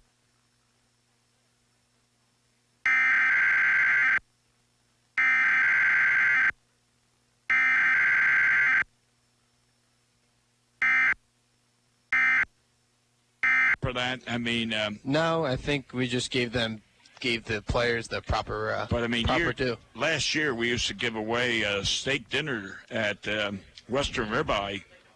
The next pitch from Almonte is high, evening the count at 1. So that, I guess that's out of the picture this year. Unless you're buying, I guess so. Well, I tell you what, Western Ribeye's got one of the best salad bars. Salad bars? Oh, love it. I love going there. You don't go to a steak place for a salad bar. Yeah, I do. As the next pitch from Almonte is high for a ball. Count now moving at 2-1. You know, it's funny you say that. I have a friend of mine who's a picky eater, and there's the famous Brazilian steakhouse called Fogo de Chao, and he went there, didn't eat a single steak, didn't eat any lamb, didn't eat any pork, but he had a bunch of salad at the salad bar. Oh, yeah. I love the salad bar. The best in town, though, I've got to say, is the Fork and Cleaver. Okay. Down off Belmead, and oh my God, that's 2-1. Swing and a miss. He located that pitch on the inside corner. Count now even at 2. That's a place you go special, you know, when you want to show off your eliteness. You want to impress people, you take them to dinner there. Okay. Yeah, the place I was talking about is an all-you-can-eat steakhouse. As this pitch was located on the inside corner, Ump doesn't give him the sign. Instead, the count will go full. Yeah. But when you go and pay $60, $75 for all-you-can-eat steak, you should eat the steak, not the salad. Well, yeah, if you're paying $60 for the salad, no way. That's why it doesn't make any sense to me. No. As there's a foul ball down the right field line and out of play. There was a steakhouse outside of Orlando, Florida, that I went to years ago when I was, covering major leagues. And it was a 28-ounce steak. That sounds really good. It cost, I think it was like $30, $35, which was a lot of money back in those days. I think it still is. And if you ate it all, it was free. Ah, one of those. Yeah. The 3-2 pitch. Foul behind the catcher, Calabrese. And if you did, they rang a big bell and they'd ring it, and it's free. But if not, you ended up paying. And I never got it, I'll tell you that. I never went for it. I just went for the 8-ounce or 12-ounce steak. Right. Almonte, with the glove at his waist, will kick and fire for the 3-2. Fly ball in the infield as Castro makes the catch and then falls on his back seat. If we were Olympic judges, I would have given him a 8 or 10 for that particular fall. Well, you can see from the seat of his pants that he wasn't afraid to get dirty. Right. And now there are 2 outs in the inning. But you could see when I was saying before about never seeing a pitcher field 2 fly balls, here was a case that was a pop fly, and you had the third baseman there, you had the catcher, and you had the first baseman all coming in, and the pitcher stayed on the mound where he's supposed to. That'll bring up Chris Iriart, who reached on an error back in the first inning, but since then he's had a ground out and a strikeout. First pitch to Iriart from Almonte is a called strike on the outside corner. But he's hit that ball twice real hard. I mean, there were shots. Both to J.J. at short. Mm-hmm. Almonte kicks and fires for the 0-1 as a foul ball and out of play near the first base side. We hear the thump from the foul ball on the roof. Years ago, Dave, just for your edification, this roof above us, that is where the press box was. Oh. So you used to walk across the roof to get to the press box. Sounds a little those were the dangerous. good days. Oh, yeah? That's what those stairs are in the back here going up to the press room. Oh. Learn something new every day, Bill. Oh, yeah. As the next pitch to Iriart is inside for a ball. Count moves to 1-2 with 2 outs. Almonte trying to get the Otters out of this inning with a win.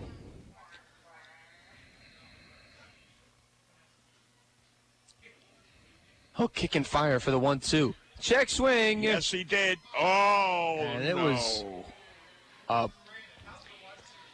So wait a minute. It was a 1-2 count. How is that a walk? He must have got hit. Did it get hit? Well, it must have been the umpire in the bases that for some reason he was the one that called it. When he gave a sign, the home plate umpire asked for help, and the base umpire gave a sign. I thought he was saying that he didn't swing. I'm sorry, that pitch sequence didn't make any sense at all. It must have hit him. I guess my eyes aren't that good, but it was a 1-2 count. If anything, it would be 2-2. Yeah. But that'll bring up Alex Santana. And the first pitch to Santana is a strike. Well, that umpire on the bases was trying to explain to Ryan Long down there at third base. He was given some kind of, it looked like it hit him on the wrist or something. So apparently he was a hit batter. That didn't look clear to me to be a hit batter. That's just my personal opinion. Well, we could look at the film and see the replay. We can. This game's on YouTube. That's right. The 0-1 is a swing and a miss for strike 2. All we got to do is ask Preston to give you a replay. That's right. If only. Almonte with an 0-2 count, waiting for the sign from Calabrese. Checks the runner at second, puts the glove at his waist, kicks and fires, as a foul ball and out of play.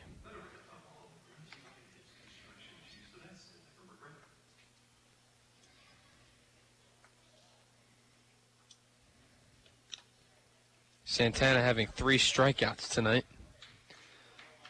Not the best showing from him at the plate. Almonte checks the runner at second, and the 0-2 pitch. Foul once more. And we'll go at it again. The general has been known. General has full authority down there. That's Mike, the manager, has full authority. And I'll bet there'll be a lot of changes from today to the end of the season with this team. Oh. There's a lot of roster turnover from last year to this year. Yeah. Hoping for the best. Mike Pinto has been there, the manager, since they started in 2007. Okay. I call him the little general. Okay.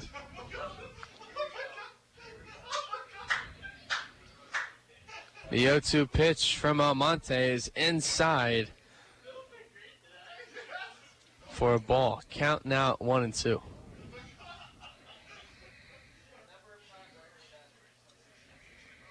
Overall, a pretty good night as it's been a little chilly, but after the hour-and-a-half delay, we've seen really good baseball from the Otters.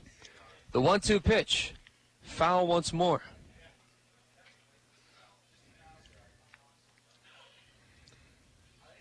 As the flag out in center field is waving briskly.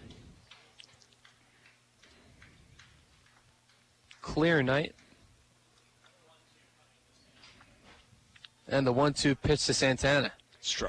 Inside. Did not get the called strike. Instead, it'll be 2-2 with 2 outs here in the top of the 9th. And the press box employees are very antsy. Well, they're in a jolly mood. 2-2 from Almonte. Fouled again. I tell you, he must be setting a record for the most foul balls. I think that's at least 3 or 4. Like your good friend from Philly, Richie Ashburn. He used to foul off a lot of foul balls when he was playing. One of the, Richie Ashburn, better known as Whitey. Yeah. And him and Harry Callis. Yeah. Callis in the booth for a number of years for Phillies broadcasts. Yeah. That pitch is high and inside. Count goes full to 3-2. One night I was listening to the game. I was coming back from somewhere, and I was in the car and listening to the Philly game. And Richie mentioned such and such player, the Philadelphia center fielder, whoever it was at that time, good speed. Was it Dykstra? No, it wasn't Dexter, no. Okay, as another foul ball. That was before Dexter's time. And anyway, he said, oh, yes, so-and-so will steal on the first pitch. Next morning I got up, I called Dick Williams, our San Diego manager, and I said, this is a little info I got. Be on the lookout. This guy steals or attempts to steal on the first pitch. Okay. The 3-2. Ball 4 as it was low and inside. Bases are now loaded for the Miners. Those were the days of Paul Owens. You remember him, the Pope? I don't think so. Oh, the Pope was the manager and general manager. Here goes Max out there to talk. Max, one of the better, I guess it's safe to say one of the better pitching coaches in the Frontier League. He manages a good staff. Thus far, we've seen from 2 games. He wants to settle down Almonte. And, with one swing of the bat, this 6-1 lead could shrink rather quickly. Yeah, I will say so. All you need is a home run. That's 4 runs right there, and that makes the score a little respectable.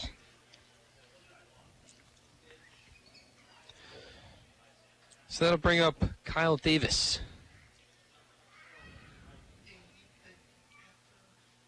Almonte trying to get the Otters out of this inning. His first pitch is a strike on the inside corner. Fastball on that one. His fastball looks like it has a little movement, slides, something like a cut fastball, but... that was Mariano Rivera's go-to pitch right there. Yeah. Almonte kicks and fires for the 0-1. It's a pop-up. Should be the ball game. In foul territory. Ryan Long will make the catch and get the Otters out of the inning with a victory. 6-1 the score. Otters are 2-0 on the season on opening weekend. We'll come back to Bossy Field with the final totals. You're listening to Evansville Otters Baseball on the Otters Digital Network and 91.5 WUEV. This Evansville Otters broadcast is made possible through support from New Image Travel. New Image Travel provides motor coach charter service with pickup within a 150-mile radius of Evansville. A full list of New Image Travel's offerings can be found online at newimagecharter.com. New Image Travel can be reached toll-free at 1-800-432-6213. New Image Travel, a proud supporter of Evansville Otters baseball. Why Old National Bank? Old National Bank began in 1834 with just one room and a passion for helping people prosper. Today, we are honored and grateful to be the financial partner for so many businesses, families, and individuals like you. From our commitment to safety and security to our promise of service that will exceed your expectations, we want to be your bank for life. Old National Bank, member FDIC. The local area Pepsi Bottling Group distributors would like to wish the Evansville Otters the best of luck in today's contest. Featuring Pepsi Company products for distribution to retailers and vendors in the Tri-State, the Pepsi Bottling Group has 3 Tri-State locations at 901 East Diamond Avenue in Evansville, 2605 West Main Street in Marion, Illinois, and at 3081 Kentronics Drive in Owensboro. More information on Pepsi products can be found online at PepsiCo.com. Pepsi, a proud supporter of the Evansville Otters. The Evansville Otters would like to thank Signorama Evansville for their support this season. Signorama Evansville is a multi-application supplier of custom-made signs, banners, and decals in the Tri-State. Located at 1300 North Royal Avenue in Evansville, Signorama is open 8 a.m. to 5 p.m. Monday through Friday. They can be reached by phone at 812-477-7763 and can be found online at signorama.com/in-Evansville. Signorama Evansville, a proud supporter. Set for opening weekend against the Southern Illinois Miners by a score of 6-1. Dave Nguyen and Bill McCune here at Bossy Field. Bill, it was just another good night for the Otters. Shaky first inning as they were able to get out of that with not much harm and were able to tie the game in the second. And later on, they had a big 5th inning. They scored 3 runs. They sent 1, 2, 3, 4, 5, 6, 7, 8 batters to the plate to get 3 runs in the 5th and tacked on 2 more in the 7th to give this a 6-1 victory. They have 6 runs on 8 hits, 2 errors, sadly, but for the most part, sound baseball and a strong pitching performance from Randy Wynn. Oh, boy, that's strong. a double strong. Yeah, well, he had 13 strikeouts. I know it. He was his curveball was just a masterpiece tonight, and he had good control. And again, that's the secret. He didn't walk anybody. He threw strikes, and I think you made a mention of when I asked how many pitches he threw, and I said 89. You said 90. That was his 90th, and you said out of the 90-some. Like 67 or 68 were strikes. Yes. So therefore, that told you one thing. He is throwing strikes, has great command. And I don't know who you're going to select as the MVP, but I'm going to give you a little hint. Okay. I would strongly suggest that you consider him. Oh, I was. Okay. Without a doubt. All right. 8 innings, 90 pitches, 13 strikeouts. You could go with Ryan Long because he made things happen once more with his bat and his speed. He had the go-ahead RBI in the third, in the fifth, to give the Otters the 2-1 lead. Then he came around to score the third run of the game. So Ryan doing well on offense once again. Well, yeah, last night he got the 3-run home run and was one of the heroes to be considered the MVP of the game. And then tonight, as you say, with the score 1-1, a runner on third base, he made the big hit, which drove in that run, which would make it 2-1. And then later he moved to second, and on a wild pitch he moved to third, and on another wild pitch he scored, which then gave them an insurance run. So that particular inning, 2 out of the 3 runs was accounted for by Ryan Long. And again, and if his mother and father and his grandfather are listening, your boy's doing great. Oh, just wonderful tonight. Well, we'll be back here tomorrow for I believe a 12:35 start. Oh, it is 12:35? Yeah, 12:35 tomorrow on Sunday afternoon for some matinee baseball between the Otters and the Miners. Well, I've got a 10 o'clock mass, assuming that the homily doesn't last too long. And then I'm going to Boonville to have a good, big breakfast. I'm taking my son-in-law there. He loves that place. So I may be missing the first introduction. All right, no worries. I'll take care of it for you. Okay, so I'll add an extra egg on and say this one's for Dave. I appreciate it, Bill. Well, for Bill McCune, I'm Dave Nguyen. So long from Bossy Field. Please tune in tomorrow at 12:35. We'll bring a pregame show at 12:15 and get you ready for some Otters baseball as they take on the Southern Illinois Miners in Game 3 of this opening weekend set. You have been listening to Evansville Otters Baseball on the Otters Digital Network and 91.5 WUEV. Thanks, Paul. 1-2 pitch to Long.